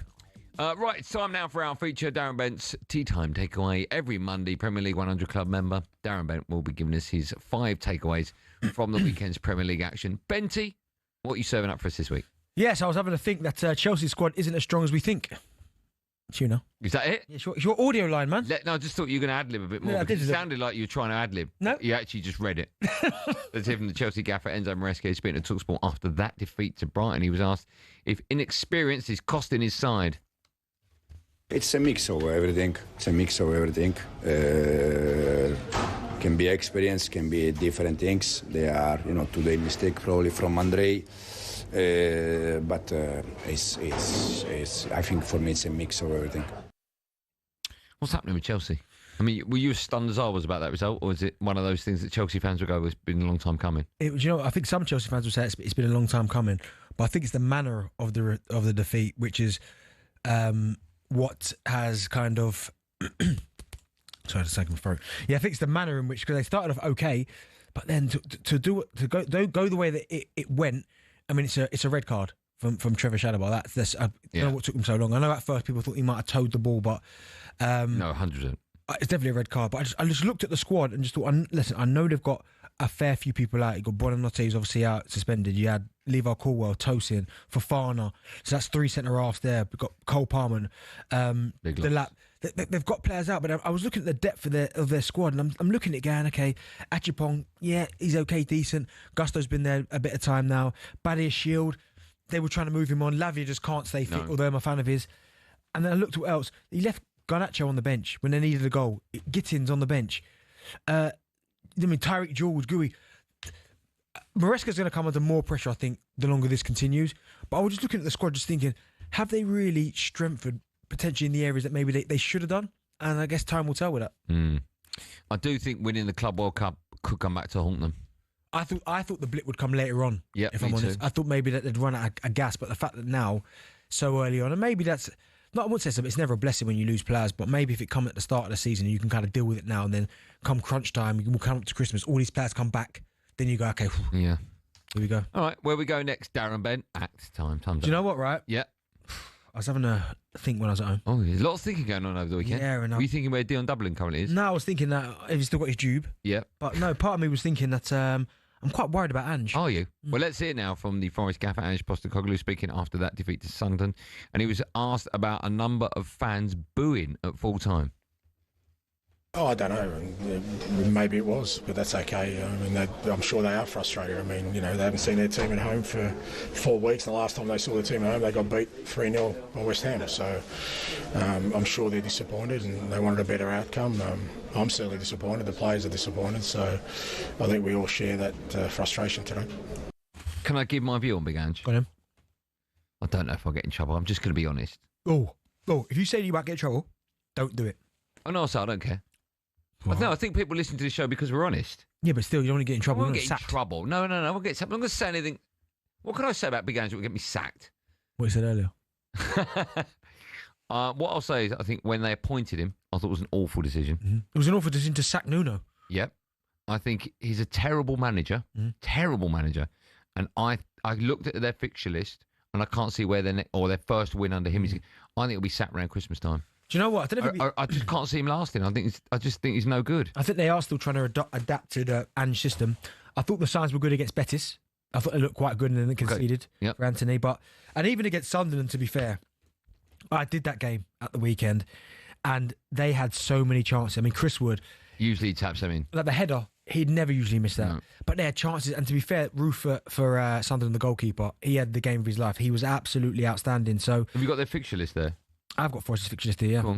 Because I look, they've got a game, I think Wolves around December time. So they've got Europa League this week. And then maybe a Leeds game in a few weeks. Yeah, go on. So they've got Michelin next. Yeah, forget that. Then they've got Newcastle away. Okay, I don't think they'll win that. No, Chelsea at home. I don't think they'll win that. Bournemouth away. I don't think they'll win that. Man United at home. Win. Okay, maybe they'll win. Go on. And then Leeds at home. There you go, Leeds. That's maybe the one. But if they've got all defeats coming up to that Leeds game, the pressure on them will be immense. I do think he will sort it out and they will adapt and start to pick up results. But I just think it's a combination of they're still kind of stuck playing the Nuno way. The fact that Nuno shouldn't have lost his job anyway, if you're talking about performances on the pitch. I know what he said off the pitch is why he ultimately lost his job, but I trust Nuno and I think he was getting the best out of this Forest squad. It's a big job for Ange. And even when Ange does his interviews now, I'm watching him, the body language is all off. It's as it was when he was Spurs manager. Yeah, looks down at the ground. Yeah, towards the end. Yeah. But when he first got the job, his chest all puffed out, like he was really, let's go. Now he's at the stage already where someone asks him a question, he takes it so personal. Yeah, here we go, giving the same question. So he needs to start picking up results quickly. Okay. Just asking, don't turn the page yet. Don't turn it. Just asking Billy, who wrote these? Is it Neil's work today? Is it in it? Okay. I don't want to throw people under the bus, but Billy, you want to throw anyone under the bus? Just go to the headline on the next thing that we're doing. So Xhaka is keeping... No, above that. Nottingham Forest 0, Sunderland 1. Yeah. Oh, fine, yeah, sorry. That's right. Sorry, we're staying with Forest, are we? Sorry, okay. My mistake, carry on. Wow, honestly. I know. I thought you'd move on from that. Why didn't you say that as 2 parts? Well, I thought Bill, if I'm honest, would have gone maybe Forest 1 and then gone back to it, maybe a little bit, not right next to each other. Yeah, that was my. Go on. What you want to carry on with Forest chat now? Because Jacker is key for Sunderland. Okay, yeah. No audio. Okay, brilliant. How important? Listen, when he left, it was at Leverkusen, wasn't he? Yep. And he was an integral part of their unbelievable the season Premier League winning performance. And not only did he go to Sunderland, but he was made captain. And I think it's so important, a bit like Henderson at Brentford. Yep. Who's obviously having an unbelievable start to his career back in the Premier League. That's why England's finest. How important is it from your perspective as an ex-player to have someone come into the dressing room with experience and he's made captain? What does that do to a club? Yeah, it's. I had that when I first moved to Sunderland. Like, he made Lorik Sana captain pretty quickly. Like, he hadn't been there, but the moment he rocked up, he then became captain. But I think the experience that Granit Xhaka's got. I mean, he was so good at the weekend. He just experienced. There were times where Sunderland were under the cosh, and when the ball went to him, because there were times that Sunderland were under the cosh from Forest, they'd win it back, and someone would make the wrong option by maybe try and go for a direct pass and giving the ball away back to Forest. Every single time it came to him, he just settled everyone down and just kept possession with the ball, and just to buy them a few more seconds to kind of get their breather, and then they went about their business. So, and then he played a key part in the goal. Lovely free kick, just dropped into a lovely area for Alderete to go on and score. So he'd be vital for them. He might not score the goals, but he's just that integral part. Because when he left Arsenal, if you remember just before that, fans were on him for when he threw his shirt down, he stormed off. Yeah, he's. But by the time he left Arsenal, there were fans saying, "Give us another year, sign the new contract," because he was that good. It's the type of player that United could do with. Yeah, he will be massive for Sunderland. They will stay up. I've got no doubts now. Sunderland they're fifth now. Yeah, I mean they're not going to stay fifth. No, they're definitely going to stay up. 1 defeat from 5. They look good, right? He deserves a lot of credit. So does the manager, Regis Laborie. What would you say is their aim now, even after still stay up? Is it still just to make sure you don't finish bottom 3? I always think for any newly promoted side, the first season is so important that you stay up.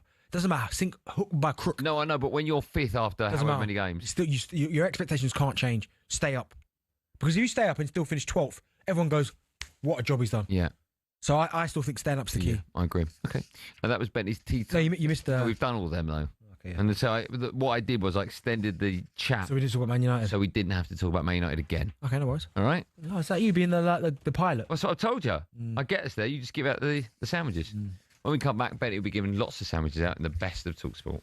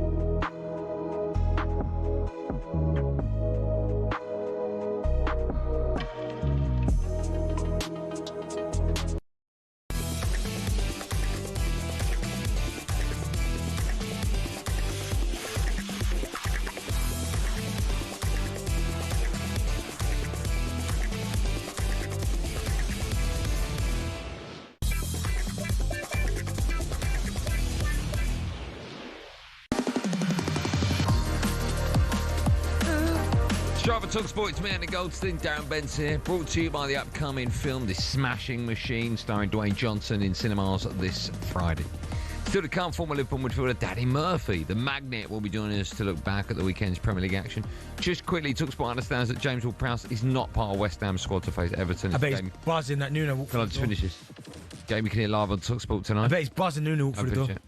As new manager Nuno Espirito Santo makes his mark, and I bet he's buzzing Nuno's walk through the door. What were you saying? This Saturday sees a pivotal moment for Scottish boxing as Collins takes on Lorente for the EBU European featherweight title. Later that night, two of the most dangerous men in combat sports, Mike Perry and Jeremy Stevens, in bare-knuckle boxing. You can watch it live this Saturday on DAZN. Boxing update on talkSPORT with DAZN, the global home of boxing. Sign up now at dazn.com/boxing. That music can only mean one thing. It's time for the best of talkSPORT and friends. We run you through some of the recent highlight moments from across talkSPORT. Let's kick things off with our weekly checkup on Ben Fletcher. He hosts an overnight show. Now, if you are one of the two people listening, you've already heard this. If not, here he is making a big confession. Have an irrational phobia of high-level system toilets. What you mean with the chain? Yeah. Oh, yeah. The thought of that. The reaction. The thought of it. I don't know why. I think in a past life. I think I lived in the Victorian era. Yeah. And I think I was clobbered in a pub. I was killed. And my spirit is obviously traumatised by the image of a high-level system toilet to the point where, if I see one, it literally makes my chest clamp up. I mean, that is perfect for overnight chat, isn't it? Yeah. Where's the worst toilet you've ever been? The worst toilet? Probably some football stadium somewhere. Do you remember the old toilets in the old talkSPORT building? See, roughly. Oh, my God, they were disgusting. Were they? I mean, even the cleaners wouldn't go in them. I mean, they're beautiful here, aren't they? Oh, they're stunning here. Yeah, stunning. I mean, they clean them so often that you could be in the middle of one. Yeah. And they'll come in and just go, excuse me, what's something that you've got an irrational fear of? Do you know what that means? Yeah. Okay. Irrational fear of? I don't think I've got anything. No? No, not really. Have you? What about moisturiser tubs? Oh, honestly. Wow, dropping that. I ain't dropping that again. Mate, that was like an explosion. All over the work experience bag as well. I wiped off though. No, wiped off though. Cream. The cream. Don't keep, mate. I can still see your eyebrows. Keep digging. What do you think you did in the past life? I think I did in the past life what I'm doing now. I think I'm just on a loop. You're on a loop? Okay, yeah. Nice. Fletch returns this weekend. He'll be on air from 1 a.m. to 5 a.m. on Saturday and Sunday. How was this Scottish Sound segment, this? Over to this morning's, or something. Over to this morning's 21 minutes to go, an unfiltered podcast between Andy and Jason Cundy. Well, Andy Goldstein and Jason Cundy. Thank you, yeah. Here's Cundy's answer to the question, who's attending your dream dinner party? George Michael was straight in there. Right. I'd like someone from history, like Jesus. No, but what did you say to Jesus? What happened back in the day? Did you turn, because I've got a load of water here, did you turn it into wine? Do you know what else I want, right? You got one other seat. Henry VIII. Right, talk to me, mate. What was going on What there? did you ask Henry? You chopped their heads off, mate. What were you thinking? Honestly. What do you think Cundy would chat to them three about? I mean, he just said that, right? Well, I mean, he says it in the podcast 21 minutes ago. If you download that, And he just said it in the clip. And he put it in the clip as well. So, I apologise for that question. Who's making your list? We never talked about that. I know one of them definitely has got Bex. Matthew McConaughey now. Nah. Yes. Or Hannibal Lecter, one of them. I'll be at your dinner party. And, don't know the other one. What? No, Robbie. Gem? Gem, I'll take Gem. Oh, no, not Robbie, no? I said no, Robbie, Gem. No, I need one of them, please. No, it's got to be someone that's... No, I need one of those three. You have to pick one of those three. Well, Gem's one of my bestest. That's not Robbie? Gem. I'm taking Rob Street. No, listen. What are you trying to do? No. Why are you stuttering? Why are you sweating? I'm not stuttering. I can see that bead of sweat. Actually, you can't. I'm not sweating. All of them. I'll just get an extra chair. Oh, so Bex not coming then? Oh, Bex is there before. But there's only 3 chairs, mate. So... Bex, Posh, and they've got a lovely little dog I see Instagram posts of. Right. You can find 21 minutes to go wherever you get your podcast from. The new episode drops every single Monday. Let's finish with the Ryder Cup, where Europe held on to compete. A historic 15-30 win over the States in New York. 45-year-old Justin Rose was one of the heroes for Team Europe. Here he is speaking to talkSPORT. You finished? After the final round. You're like, I'm going to take this opportunity to give it give it a big one. Are you going to have a big one tonight in terms of party? I think we deserve it. I got a bit scared of myself after 2018. I went a little too large. 2023 in Rome, I went a little too passive. So I want to find the sweet spot tonight. And what's the biggest celebration you've ever had after a match? Is it when you scored a goal and got beat 5-1? You went out on that? Nah, it wasn't that. I'm not sure. I mean, that's a really. I mean, I must have been out a few times after games and that. Maybe not. I think when I got back after I made my debut for England. Oh, that's nice. That would have been one, yeah. Would you have one of your, not rums, what did you drink? No, but I didn't drink back then, did I? Oh, okay. I just had a good party. Which of your old teammates always turn up for training hungover? I ain't revealing that. What kind of question is this? We're going to snitch over here. O'Hara? No, not really, no. There was a few that used to obviously get on the sauce a little bit. Who's the one country you'd love to beat in sport more than any other country? I mean, that is just... Well, why can't you answer that? I'm trying to think what I've got beef with. Well, I mean, traditionally, it's either going to be Germany, Scotland. Who else is on there? I ain't got a problem with them. No, but understand the camaraderie. Okay, Italy. Why? Just because I remember going there on a youth tournament and them giving me all sorts. Right, there you go. So, yeah. What, licorice? The PGA Tour returns to Mississippi this Thursday. It's live over on talkSPORT 2. For more golf coverage, how about that? Make sure you subscribe to the talkSPORT Golf YouTube channel. And, of course, you can find all of our other shows, including 21 Minutes to Go. Just download that podcast wherever you get your podcast from. That's 21 Minutes to Go. When we come back, there'll be just under 59 minutes to go. And in that time, we're building up to live and exclusive coverage on talkSPORT as Everton take on West Ham. If you're going to the game or you want to talk about it, I'm sure West Ham fans do. 03717 223 That's where we go right after this live on Drive on talkSPORT.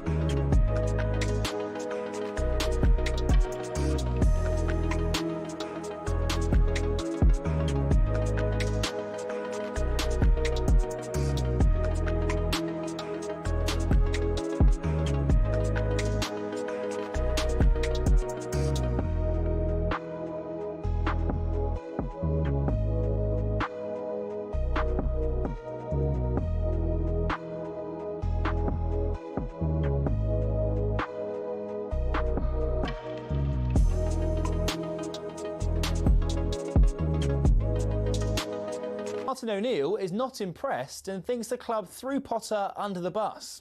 But there's a fairly decent chance on Thursday night he's going to take the job. He's going to take the job. He hasn't taken it at 9 o'clock on Friday. Oh, gosh, we're in a bit of a pickle. No, it's ridiculous. It's ridiculous. West Ham are at Everton this evening, live and exclusively on talkSPORT. Now, we've had a day to let the dust settle, but some are already looking forward to the next Ryder Cup in 2027. Many are contemplating who'll captain Europe after calls of 2 more years rang out around Bethpage from those in Team Europe Blue. Luke Donald's not indicated yet whether he'll stay on, but he said we'll see. Danny Willett, who played in the 2016 edition, thinks he's built for it. No one's forcing him into doing it. He truly loves doing it. He loves playing golf, but he also loves the Ryder Cup. He's got a brilliant Ryder Cup record himself. And yeah, it's almost like it's been his calling. These last 4 years have been brilliant. Reflecting on what's happened on Sunday, and some are still just about catching their breath.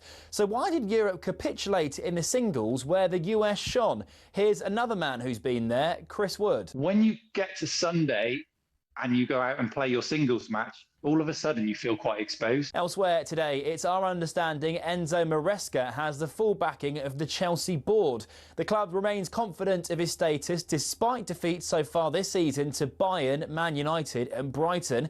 They take on old boss Jose Mourinho in the Champions League tomorrow. That's also live on talkSPORT. And Chris Woakes is retiring from international cricket after failing to make the Ashes squad. It means his final appearance for the national side was back when he faced India with his arm in a sling in July. talkSPORT's double Ashes winner Steve Harmison says he's not totally on board with Woakes' exclusion from the tour down under. I still think his experience around there might have been of assistance. Get more, as always, at talksport.com.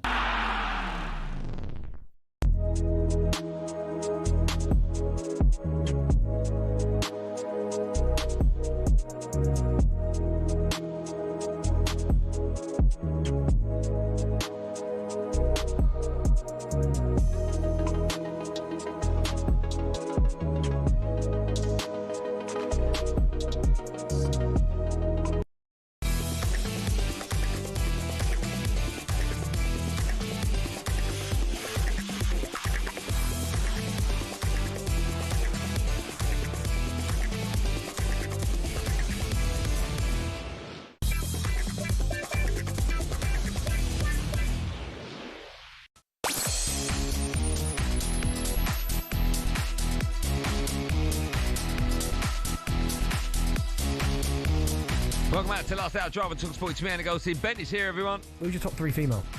My top 3 females, I'll tell you later. Still to come. What was that? I didn't say that. We did say that. Still to come, we're discussing Crystal Palace's incredible start. We have to talk about that to the season. They remain the only unbeaten side in the Premier League. Unbelievable.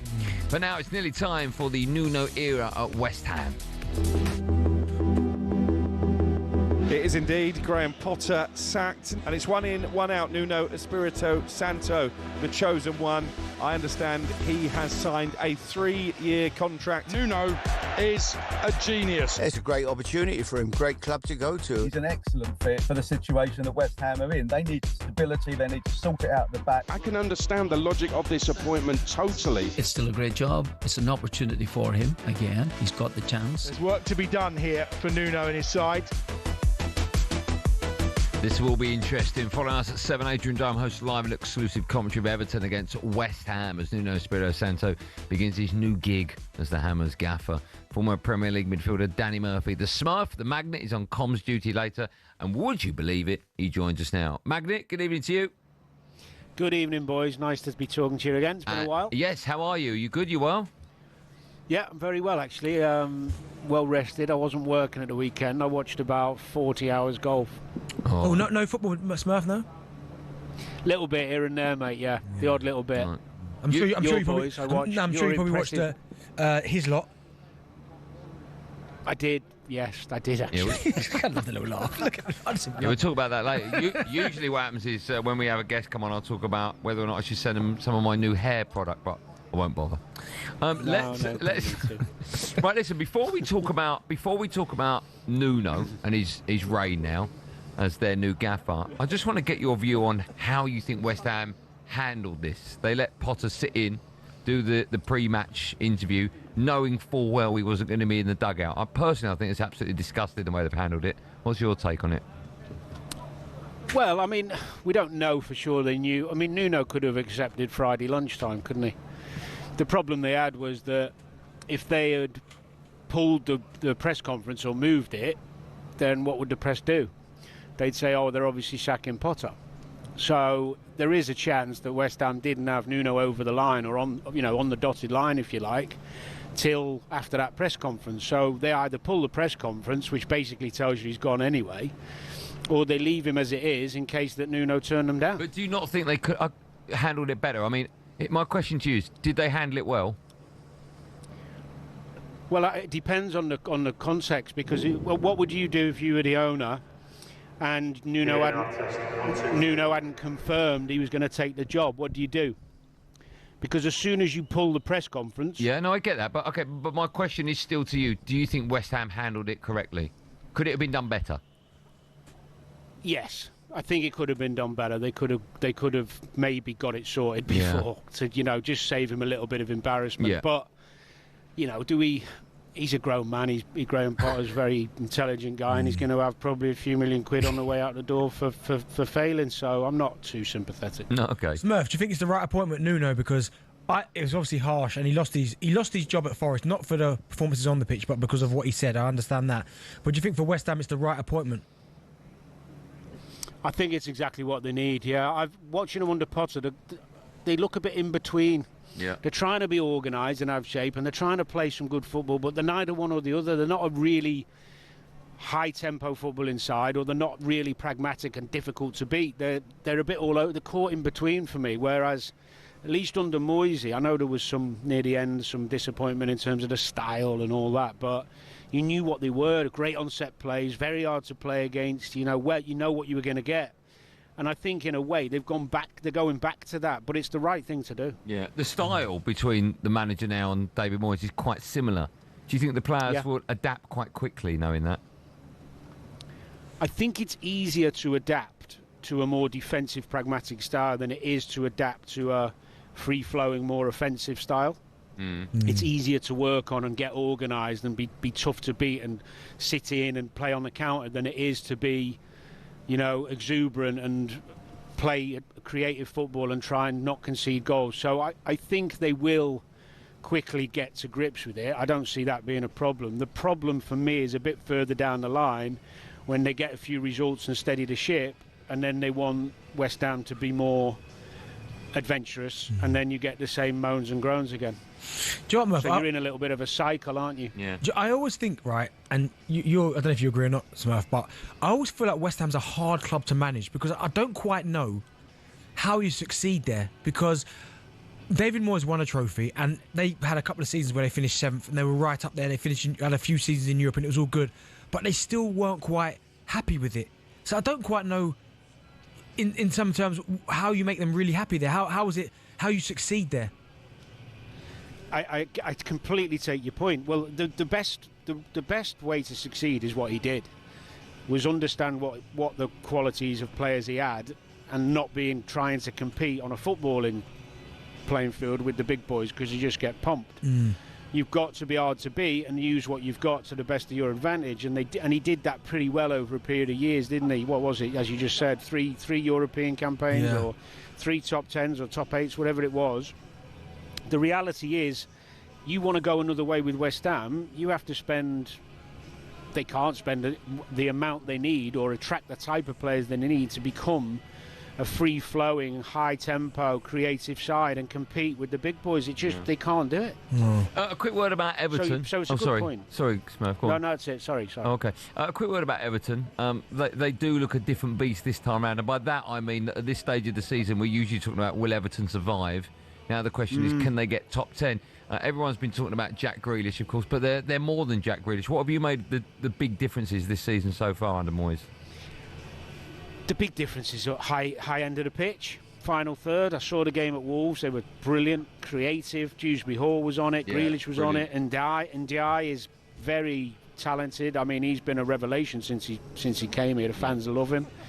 They've got the ability to hurt you now, whereas the last few seasons you kind of Everton relying on set plays or the odd counter. They didn't really have players where you were thinking, oh, they're going to score a goal. They really struggled for goals, haven't they, over the last couple of years? So I think the big thing now is that when you look at the team sheet and even on the bench, you think they can hurt you. They've got players who can really open you up. So it's a completely different animal, this Everton side. I mean, they've still got some problems defensively. I think Branthwaite's a big miss. Yeah. Keane struggled in a couple of games recently. They haven't got much strength in depth defensively, but offensively they're going to score goals and they're going to get points. So I don't think they'll be anywhere near a relegation scrap. No. What do you think is a decent finish for Everton then, Murph? Because I agree with you. Certainly defensively, like Jacob Ryan's done well at fullback, but he's not a fullback. You can tell that. He's not a fullback. So where do you think that Everton can finish the season where the fans will go, do you know what? It's been a better season than previous because we're not scrapping for relegation. I think top half will be a brilliant season for them. Yeah. You know, a top half season where they're going to have some good and bad results because all the middle of the Premier League table teams do. But I think for an Everton fan, if being brutally honest, just no part of the season do they look behind them and worry that they've got to get a win to get away from the bottom. That's success, that's progression. I mean, they've spent a few quid, they should progress, but I think top half would be a great season for Moisey.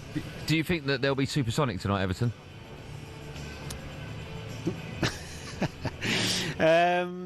I think it might be tight, you know. I think West Ham might nick something. Do you? Against all the odds. Yeah. Why? What makes you think that? I mean, just sometimes when a new manager comes in, everyone, especially if you've not been particularly enamoured by the old one, everyone has a fresh new lease of life. And let's not forget, some of West Ham. I mean, Bowen's one of the most underrated players in the Prem. Is he? When you I think so. Let me ask you why you say it, because everyone I speak to thinks he's a really, really good player. So why do you say he's underrated?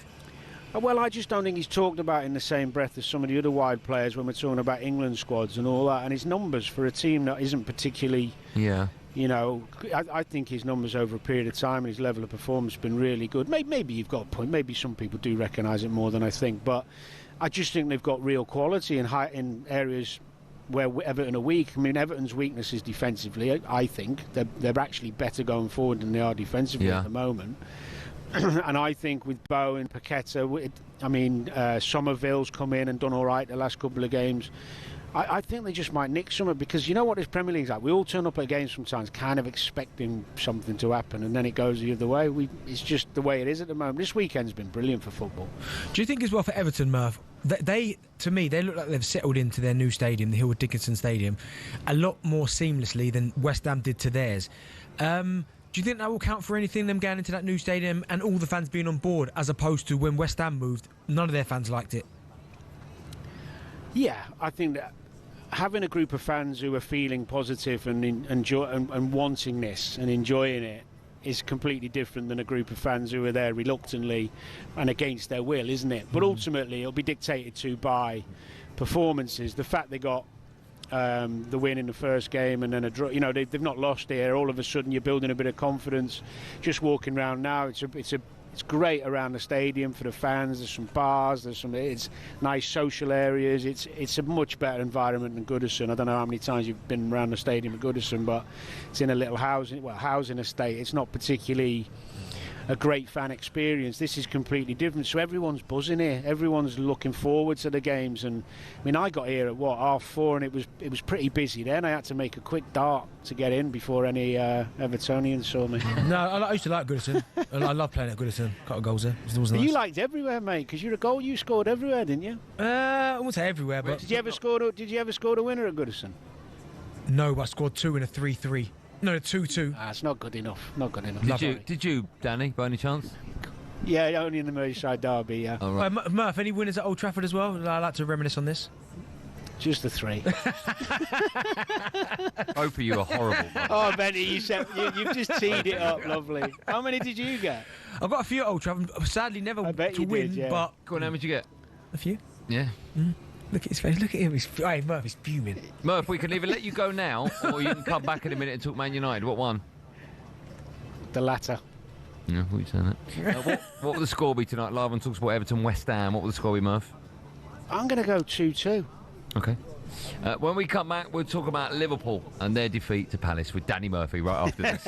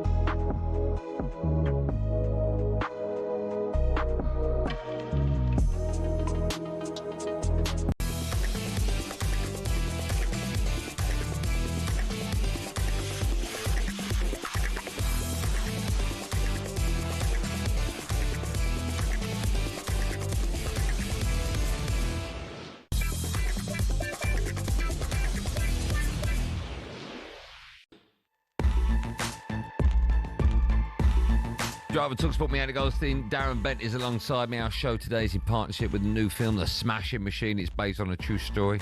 You can see it in cinemas this Friday. Still to come, I'll bring you team news from Nuno Espirito Santo's first West Ham side as the Hammers face Everton later. It's a game you can hear live on talkSPORT.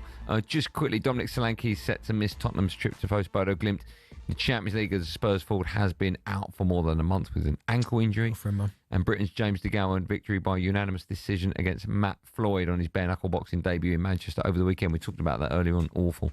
Not the performance, by the way, just the sport. Right, we are still joined by former Liverpool midfielder, the Magnet, Danny Murphy, who's currently on comms duty for us, actually, for that 7 p.m. kickoff. Sorry, 8 p.m. kickoff, Everton. Welcome, West Ham. Smurf, before the break, we were talking about the game. Let's move on to other results from the weekend. Start with United. Hold on, just before we do, though, sorry, we had a bit of breaking news earlier on.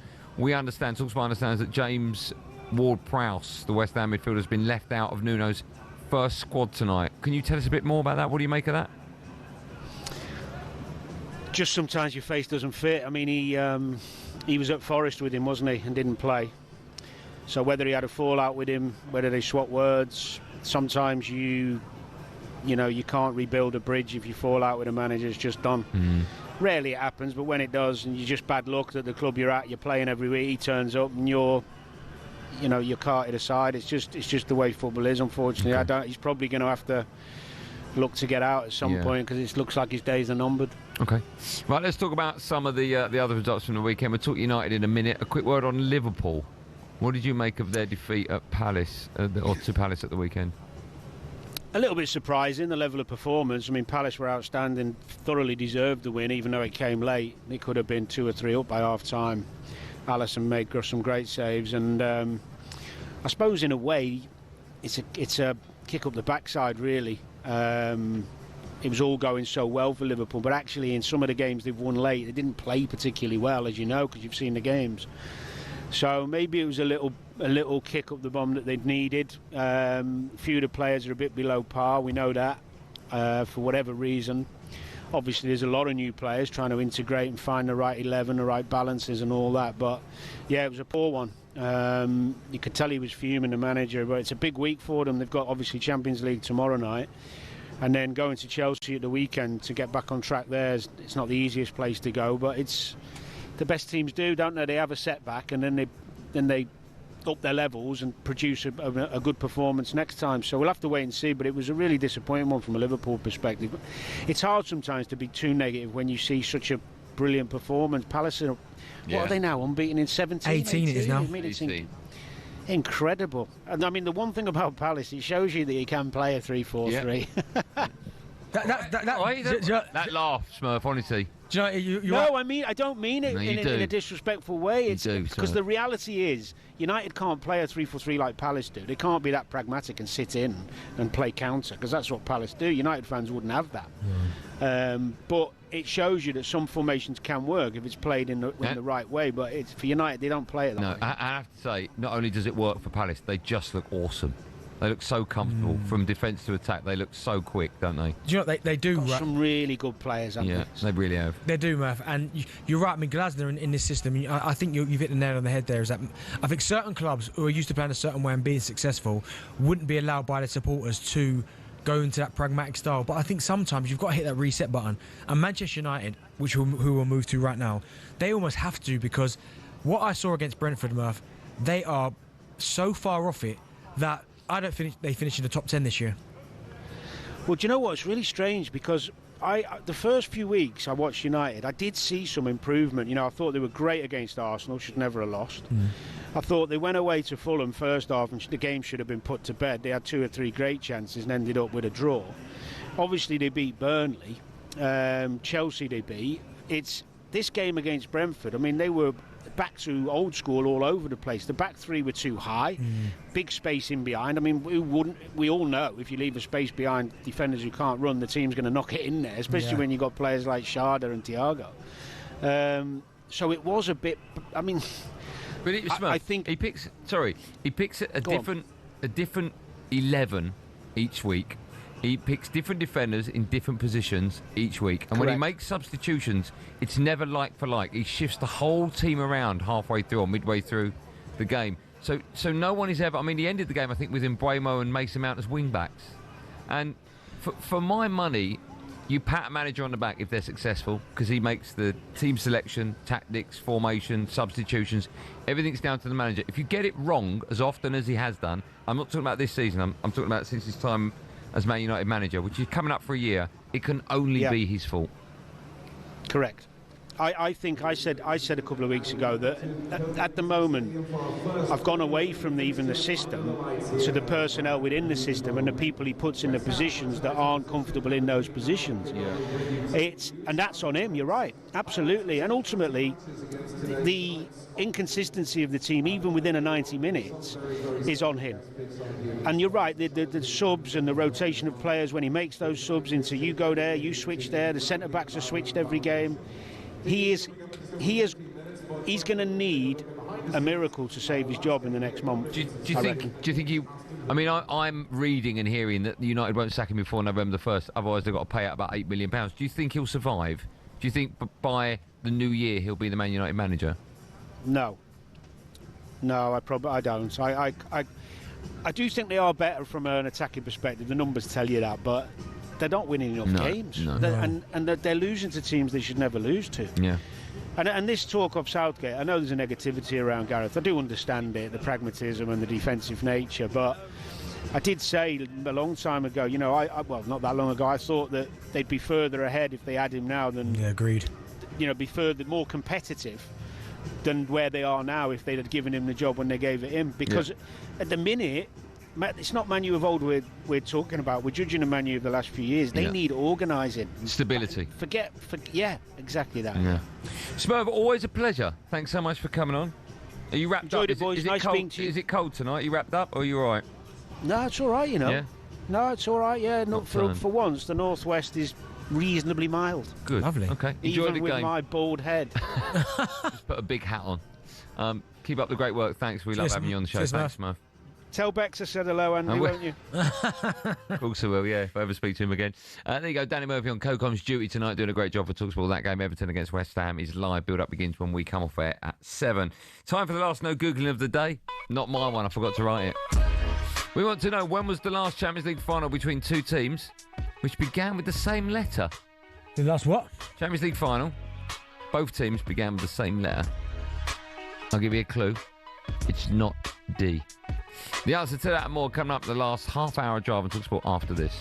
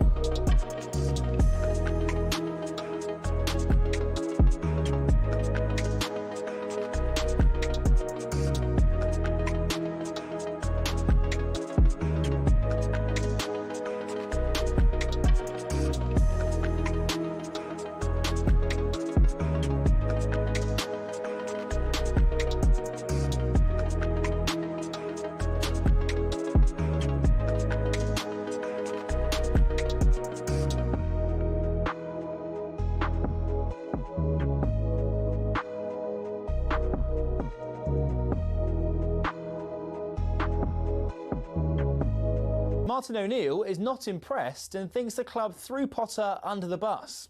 He's going to take the job. He hasn't taken it at 9 o'clock on Friday. Oh, gosh, we're in a bit of a pickle. No, it's ridiculous. It's ridiculous. West Ham are at Everton this evening, live and exclusively on talkSPORT. Now, we've had a day to let the dust settle, but some are already looking forward to the next Ryder Cup in 2027. Many are contemplating Hull captain Europe after calls of 2 more years rang out around Bethpage from those in Team Europe Blue. Luke Donald's not indicated yet whether he'll stay on, but he said we'll see. Danny Willett, who played in the 2016 edition, thinks he's built for it. No one's forcing him into doing it. He truly loves doing it. He loves playing golf, but he also loves the Ryder Cup. He's got a brilliant Ryder Cup record himself. And yeah, it's almost like it's been his calling. These last 4 years have been brilliant. Elsewhere today, it's our understanding Enzo Maresca has the full backing of the Chelsea board. The club remains confident of his status despite defeats so far this season to Bayern, Man United and Brighton. They take on old boss Jose Mourinho in the Champions League tomorrow. That's also live on talkSPORT.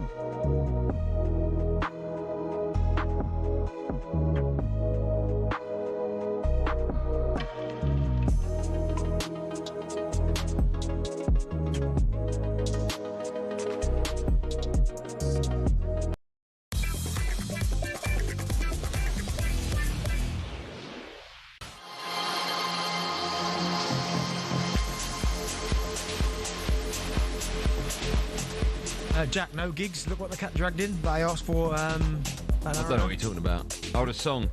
No gigs, no. It's not it. No, look what the cat dragged in. Before the break, ask a question. What was the last Champions League final between two teams began with the same letter? Madrid versus Madrid. I'll give you a clue. The letters B. So it'd be Barcelona. No. Benfica. No. Okay. Borussia Dortmund. 1. Bayern Munich. Yeah, what year? That would have been when I think Jurgen Klopp was there. Quite possibly. When did you go to Liverpool? 2017? Was it like 2016? 2013. Oh, maybe not. Maybe actually. Was Lewandowski? Maybe, yeah, Lewandowski would have been there. Follow us at 7 Everton. Welcome West Ham and Nuno Espirito Santo. His life begins as their new Hammers Gaffer, a game you can hear live on talkSPORT. We'll bring you team news for that one as soon as it drops. But first, it's time for this. EV Lover on talkSPORT with Arnold Clark Charge. Ultra rapid EV charging at an ultra low price. Find out more at arnoldclark.com. Yeah, part of the show where Betty puts his feet up. Thanks to Arnold Clark Charge, we've got an electrifying cash prize to give away today. We've also got a place in our grand final in Glasgow next month up for grabs where one lucky winner will win a new MGS5 electric car. How about that? Joining us now, randomly selected from all our online entries, is Mike. Mike, hello, good evening to you. Good evening, Andy. How are you, sir? You well? Yeah, doing well. Thank you for asking. Good. Yourself? I'm good. Thank you for asking. I'm very well. Let me explain. This is our first day we've done this competition on our show, so let me explain to you how it works. You're going to have 60 seconds on the clock to answer as many questions about sporting speed and power as you can. For each correct answer, you'll earn yourself a point and £100. You're allowed to pass if you don't know the answer, but we can only accept your first response. And if you're our top point score at the end of the week, along with the cash, you'll also win a place in our grand final in Glasgow next month where you could win a new MGS5 electric car. How very exciting is that? Have you got an electric car? I've got an electric van, believe it or not, but my missus, she hasn't got one. So okay. Let me tell you, I've got one. It's unbelievable. For the school run, it's fantastic. So good luck with this. Thank you. So I've got 60 seconds on the clock. It is 60 seconds, isn't it? That's quite a long time. We hopefully will get through quite a few of these. I'll talk as quickly as I can. I won't say right or wrong when you give me an answer because that takes up time. I'll let our producer Billy count. And then at the end of it, I'll find out how many you've got and let you know. Okay. Okay. So if you don't know, have a guess or just say pass or whatever you want. But let's get to the next one as quick as possible if you don't know. Are you ready? I'm ready. Okay, good luck. Your 60 seconds starts now. Which speedy American swimmer is the most decorated Olympian of all time? Didier Drogba scored the only goal in the 2010 FA Cup final to win the trophy for which team? Chelsea. Which driver, a four-time world champion, retired at the end of the 2022 season after a long career with multiple teams? It was... pass. Which powerful rugby union player who captains the French national team switched to play sevens at the Paris Olympics last year, going on to win a gold? Pass. Jesus Gallardo was booked after just 13 seconds at the 2018 FIFA World Cup whilst playing for which national team? Senegal. Which AFL team are nicknamed Port Power? Portland, Oregon. Which NFL team have a lightning bolt as their emblem? The Chargers, San Diego Chargers, or the San Francisco 49ers. Former Reading, West Brom and England under-21 footballer John Swift currently plays for which championship team? Derby County. It's the wrong answer. You didn't do that well. 2, I'm being told, by our producer. No. Okay. You got 2 right. So, listen, it's the start of the week, so, £200, right? Yeah, thank you. That's not bad. If that's the high score at the end of the week, you'll also win a place at our grand final in Glasgow next month where you could win that MGS5 electric car. All right? So, good luck. Thanks for listening. Thanks for playing. Thank you. Thanks, man. If you'd like to win some cash and think you can beat a score of 2 in tomorrow's show, enter now at talksport.com/win. That's all thanks to Arnold Clark Charge. Ultra rapid EV charging at just 55p per kilowatt hour. Find out more at arnoldclark.com. EV Lover on talkSPORT with Arnold Clark Charge for your chance to win a new MGS5. Enter online now at talksport.com/win. Whenever I listen to a competition on the radio, I always think, well, what are the right answers? What are the wrong ones? Should we just go through them? Should I try and answer them? So, which speedy American swimmer? I think you got that wrong. Michael Phelps, correct. You got that right. And I'm sure he got the next one right. Didier Drogba scored the only goal in the 2010 Cup final. Who's that for? Chelsea. Are those the only 2 he got, Bill? They are. All right, let's go. That's a good start. The next one, which driver, a 4-time world champion, retired at the end of the 2022 season? Vettel. It was Sebastian Vettel. Which powerful rugby union player who captains the French national team switched to play sevens? No idea. It was Anton Dupont. Yep. Jesus Gallardo was booked after 13 seconds for which national team? Italy. Mexico. Okay. Which AFL team are nicknamed Port Power? No idea. That's Port Adelaide Football Club. Mm-hmm. Tough. I mean, they're all tough. Which NFL team have a lightning bolt as their emblem? The LA Chargers. Is the LA Chargers. And the last one, he said, John Swift currently plays for Portsmouth. Just funny, and I heard it, but I didn't want to put it. Say emblem. Emblem. Can you say that word? Emblem. It's not emblem. It is emblem. Is it emblem? Say that again. Emblem. I thought it was more syllables. Emblem. I was put Goldstein equals emblem. Say the word. Emblem. Is it just emblem? Yeah. Well, I always thought there's more. I was going to pronounce emblem again. Emblem. Why don't you just put logo? It's emblem. Emblem. That's it. I thought it was emblem. What? Why? I don't know. It's even spelt just emblem. I know, but I just thought it was one of those words that's spelt differently to how you say it. Emblem. I thought it was emblem. Emblem. What is it? Emblem. Emblem. It is emblem. Yeah. Emblem. Well done. Commiserations. 2. Right, after beating champions after beating champions Liverpool on Saturday, Crystal Palace remained the only side unbeaten in the Premier League. The Palace gaffer Oliver Glasner spoke after the huge win and was very quick to heap praise on his players. Credit to the players, and how they performed today, and I think first half was the best half we played since I arrived here, and it's I think we deserved more goals, but we just scored 1, and then it's when you play the champion, then they always can strike back, and they showed it second half. They made so much pressure, and a few situations we were lucky where Dean was 1-2 big saves, and it was more the feeling, oh, can we get this 1-0 over the line? And then in the 90th minute we concede the equalizer, and then when you see the last games of Liverpool, it looked like again. And then I'm really delighted and proud of the team. Would it be bigger than Leicester if Palace won the league? I'm not suggesting they're going to win it. I'm just curious as to where you rank this group of players. It was hard. It's always hard, isn't it? Because what Leicester did that season was absolutely sensational. We didn't know it at the time, but they had some greats in that team, Mahrez and Kanté and Vardy. The whole spine of the team was there. It's a hard one because I look at this Palace team and I think about what they've lost over the last couple of seasons. And I think, wow, for them to still be doing what they're doing, there's no excuses. You just get on with it. Their players get on with it. They lost Elise a couple of years ago. They managed to crack on. Eze's now gone. They're still getting results. I think the job that he's doing is absolutely fantastic. He's going to be sought after. I look at what they could potentially lose in the summer. With Gay, he's obviously going to go. He's already said that. He's made it clear. Now I'm hearing Real Madrid on a free are coming in for him. Adam Morton's going to be sought after. Mateta scoring goals. But the manager, I think, for me, is the key component. Now, it doesn't surprise me that the likes of Chelsea or Manchester United are looking at him thinking, do you know what, he can improve us. Because what he's doing there, again, every single time they take something from him, he's like, not a problem, we just crack on, we move on again. So that would be my one concern for Crystal Palace. But right now, under this manager and what you're doing, you're incredibly proud and you're wondering where he could take you. He's already taken you to the FA Cup, something you probably never dreamed of. He's taking you there. You've won the Community Shield. And I know some football clubs don't put stock in the Community Shield because they are clubs that usually win trophies. But I can understand why Palace fans put so much stock into it because of who they beat as well. And they're in a really good place. I don't think anyone right now wants to play them. No, I agree. Listen, United have been linked to him. He's apparently, if you believe what you read in the papers, he's apparently, I think, 3-1 favourite with Southgate 4-1, so just edging it.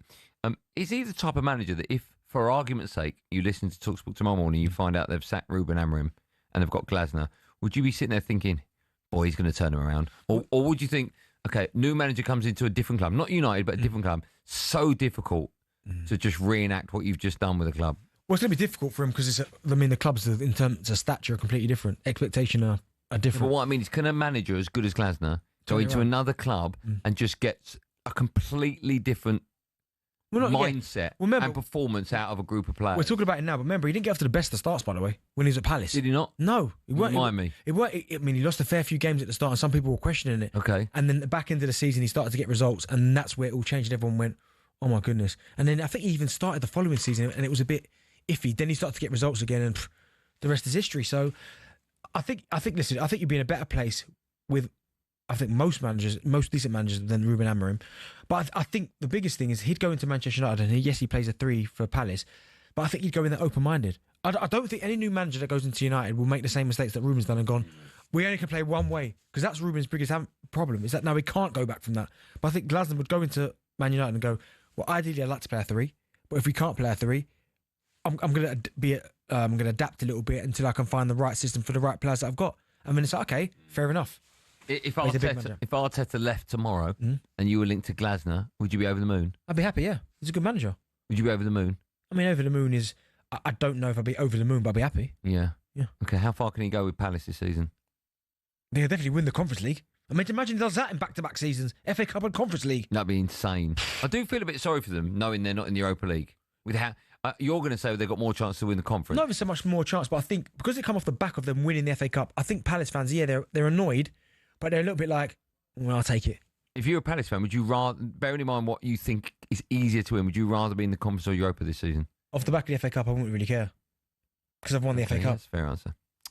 Okay, when we come back, one more, Billy will be in the studio. We'll have the end of show quiz, and more importantly, we'll have team news ahead of Everton against West Ham. That gave is live and exclusive on talkSPORT. Build-up begins from 7 when we come off air.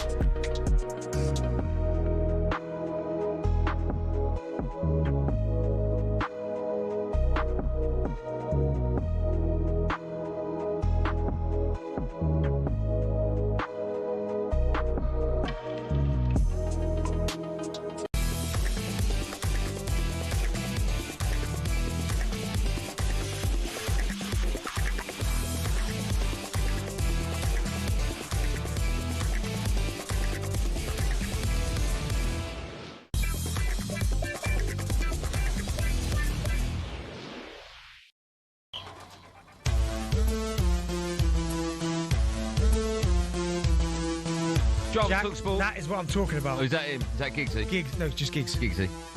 Hey, this is Joel talkSPORT. Me, Andy Goldstein Darren Bent. Dragged in. Brought to you by the upcoming film The Smashing Machine, starring Dwayne Johnson in cinemas this Friday. Follow us at 7. Adrian Durham brings you live and exclusive commentary of Everton. They take on West Ham from the Hill Dickinson Stadium. Team news for that is in. Let's cross over to Joe Shannon, who can tell us more. Joe, good evening.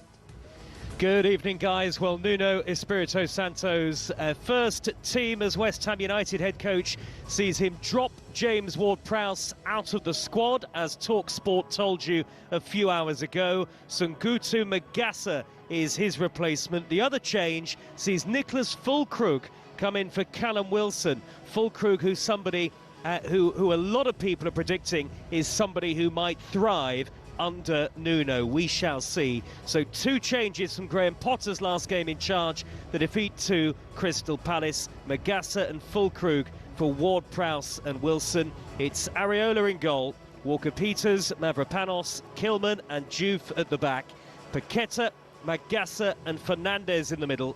Bowen and Somerville either side of Füllkrug up front. For Everton, it's quite straightforward. Unchanged, the side that started the Derby Day defeat to Liverpool last time out in the Premier League. So Jordan Pickford in goal, O'Brien, Tarkowski, Keane and Mikalenko, Garner and Gay, and Jai, Dewsbury Hall and Grealish behind Beto up front. The sun is setting here on Merseyside at Hill Dickinson Stadium. Really intriguing night of football ahead on talkSPORT as Nuno takes charge of West Ham. For the very first time, Everton against West Ham United. Good work, Joe. That one, of course, live on talkSPORT. Build-up begins when we come off air in 8 minutes' time. The boys on the Sports Bar will be taking your calls from 10. Right, time now for this. Paddy's Performers on talkSPORT with Paddy Power. Reviewing the top ballers, performers and goal scorers from the latest footballing action. 18 plus, begambleaware.org. Yeah, time now for Paddy's Performers in association with Drive's official betting partner, Paddy Power. Today we're looking back at a great weekend of football action, nominating the players we think made a difference and were Paddy's Performers. I'll go first. I've got your mate Danny Welbeck, scored 2 goals. Yep. I think if you keep doing it at the highest level, he's no spring chicken, but he's such an important part of their team, Brighton team. So I'm going to go Danny Welbeck. Although what I would like to say, and I don't want to grass up anyone, did take his shirt off when he scored. He got booked. He didn't get booked. Yes, he did get booked. Well, he got booked. I didn't see it, and when I looked back, there's no yellow card. He got booked because he then rubbed the referee's head. He got booked. Are you sure? Yeah. Okay, yeah, did you? All right. I've gone for Danny. I know he's your mate and ex-Man United boy, and I thought 2 goals, brilliant. Yeah, I've gone for Robin Roos. He was absolutely incredible. Sunderland goalkeeper, made save after save after save. He was good. I thought he was outstanding. Again, I could have picked a number of players from that Sunderland team, but I just thought to go to Forest and get that result and to see their fans obviously travelling in their thousands, how happy as they were. Yeah, Robin Roos was brilliant. Brighton to win. Their next game is against Wolves. That's even money. Man United take on Sunderland. That's their next game. To end 0-0 is 13-1. There you go. That's Paddy's Performers for today. Catch up with the latest odds at paddypower.com. 18 plus only. begambleaware.org. Paddy's Performers on talkSPORT with Paddy Power. Reviewing the top ballers, performers and goal scorers from the latest footballing action. 18 plus, begambleaware.org. Everybody's... What was that? What are you doing? You're going to go cute. Cute. Everyone's favourite. He's not Billy, but he's with us in the studio. He's producing today's show. Billy, how was your weekend? Yeah, really good. No one cares, Bill. Really good. Yeah, it looks good. Got a bit of pace in it, haven't I? We've got Goldstein's golden pace. Yeah. Going quick. Is it? Going quick. Get it for Christmas. Might have to get another tub. I'll send you one. Cheers. You send me the money first. Yeah. What are we doing for the end of the show? Quiz, Billiam. We had the Burger Bun designer on earlier. Yes, we did. We're doing it on a caller. That's nice. It's on Burger Buns. Do you believe he was a burger bun maker? Yeah, I think someone's got to do as stupid as it sounds, someone's got to do that job, I think. How mad that I said you sound tall and he's 6'7". I know. Very tall. What are you doing, Benny? Got a wicked outline. Oh, okay, Benny's got the outline. He's done it. Okay, that's nice. Andy, do you want to go first? No, he doesn't. I want to go first. Yes, so just say no. See what happens. Okay, yes. Andy, what's the world record for most burgers assembled in 1 minute? What does that mean? Made. Put together. Okay, I need more you've detail. Got all the bits. All the bits are. But what's going in each one? Like how many different layers? Probably a patty. Probably. Lettuce, some tomato, cheese. What about cucumber? 111. What about cucumber? Yeah, I think they did put cucumber in. An egg? You wouldn't put that in a burger. Well, you tried to get No, I would. Yeah. But they didn't. 11, 111, 211. 111. Just 11. I think you can beat that. What? In a minute? Just 11 burgers. That's one every 10 seconds. I'd beat that. Yeah. You wouldn't. They inspected each one though, and if it didn't meet the guidelines, it didn't count. So I do like a big tasty. Well, they do that with every world record, I imagine. They Yeah, look at true. evaluating if it doesn't True. tick all the boxes. Benny, how much does McDonald's make every year from fries alone? Great question. Hit me that. 500 mil, 2 billy, 10 billy. Nah, and then a bit 200 mil. That wasn't an option. What was the first one? 500 mil. 500 mil, man. That wasn't an option. No, 10 billion for no chips. 2 billy they do in fries every year. Do they? Yeah. I'm fair. I do love it. That's one big potato. Yeah. It's a lot of dough, that, isn't it? There's a lot of dough. Andy, what's the average number of sesame seeds on a McDonald's bun? Let me just guess now before you give me options. I'd say about 20. 20, way off it. 27. 27. 81. 198. 27. Apparently it's 198. Really? Well, that's what the geezer was telling me before when he designs the buns. Oh, okay. The 190 is imperative. It's his number, yeah? Yeah. Okay. Benty, the average burger contains meat from how many cows? Probably none. I hope just one. Probably none, Bill. 3, 71, 100. Hit me with that 71, Bill. No way. 100 cows. Oh, you nearly made me swear. In the average burger. Absolute garbage. They can't make sure it's from the same cow every time. Why? I don't know. They just can't. It'd be difficult. So what? So you tell me? Oh, I see. They chuck a load of cows in. It all just gets... Yeah. Okay, Sorry, so you tell me cow is A big little back. bit of couscous, you know. What the hell? I don't know. Was that Ainsley? That was Ainsley, wasn't it? This is Jack's man. Just sit on the keyboard. Go on. Do you want one more? Yeah. If you weren't... whose question is it? Both of ours, because it was the last one. If you weren't having a burger, you might have a hot dog. How long is the longest ever hot dog? Well, Right, let's just write your answer down. Write your answer down. Right, what do you want it in, Bill? The answer's in metres. Okay, you write your answer, and then I'll guess so ours isn't one more than the other. Right, meters. Okay. Yep. You done it? 192. What you got? What you got? Read it out. Benny's put 3 metres. You idiot. 203 metres. Oh my God, I was 11 out. Pretty good. That's unbelievable. Yeah. Benny, how big's your hot dog? You wish. Stay with talkSPORT now. Jack, stop pressing buttons. Stay with talkSPORT now. We're building up to live commentary of Everton. They take on West Ham. Boys on the Sports Bar take calls from 10 p.m. Thanks for listening. Be safe, everyone. Be safe. I'll leave you with the immortal words of Darren Bent for the outro. From our mic to your speakers, thank you for tuning in. Wishing you peace, love, and good vibes. Woo!